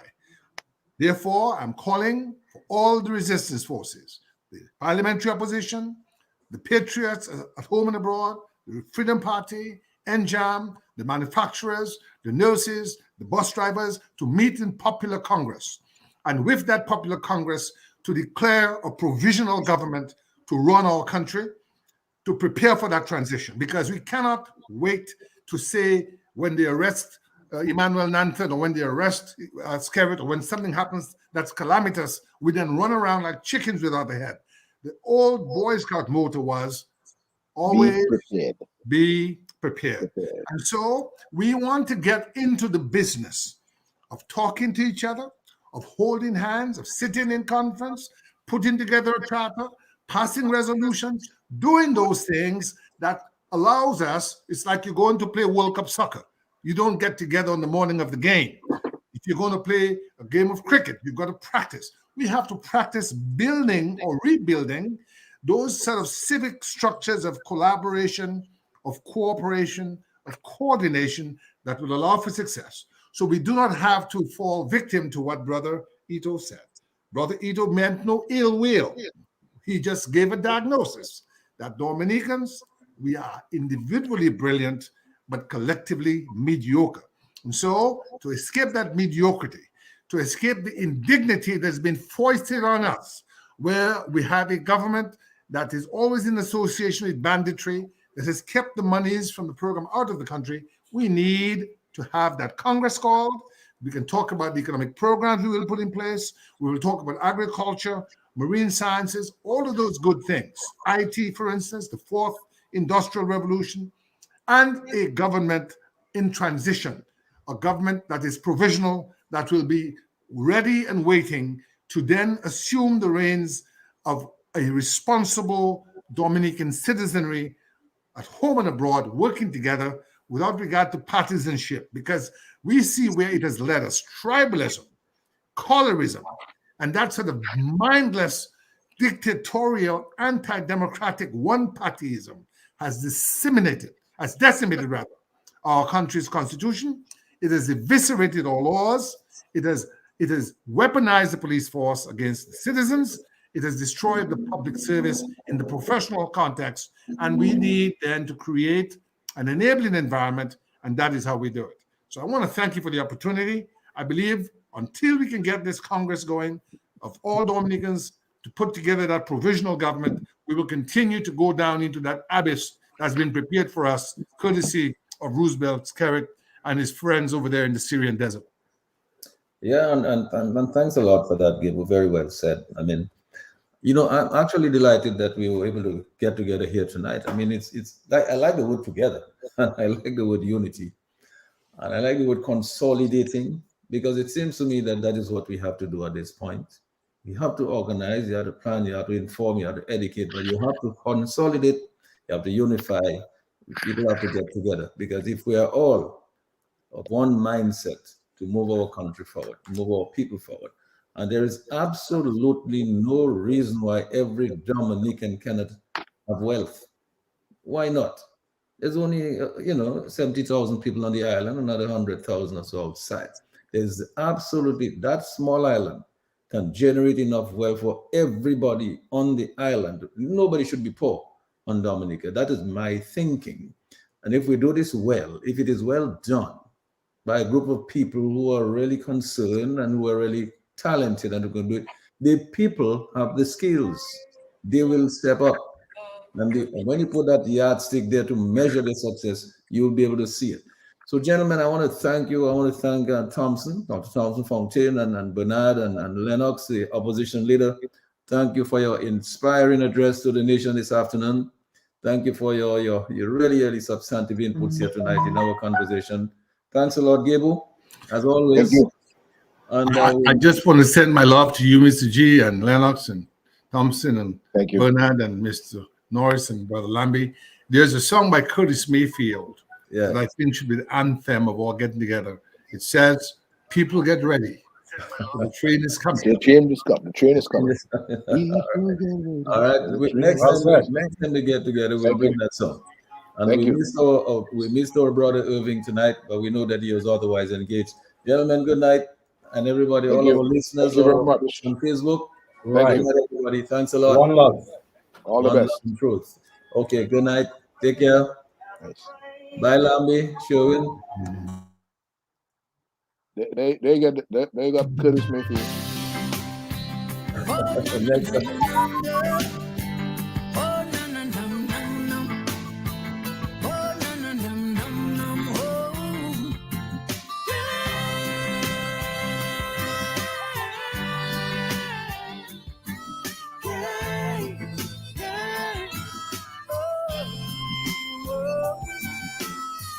Looking out my window, and I'm thinking of tomorrow, and I'm wondering what the future will be.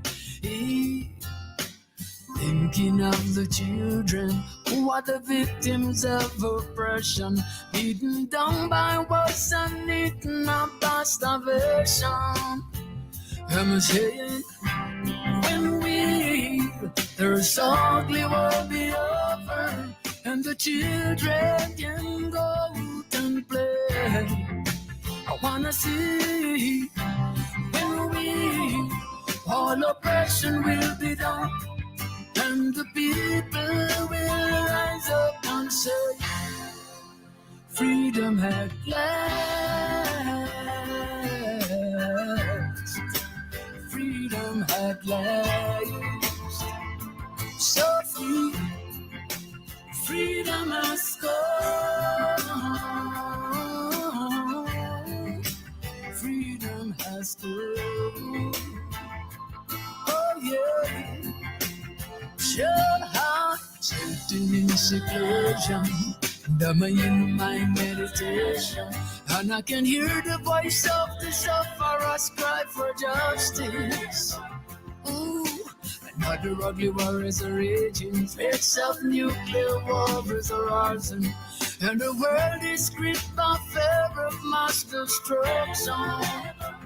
I'm saying, when there's ugly war be over, and the children can go out and play.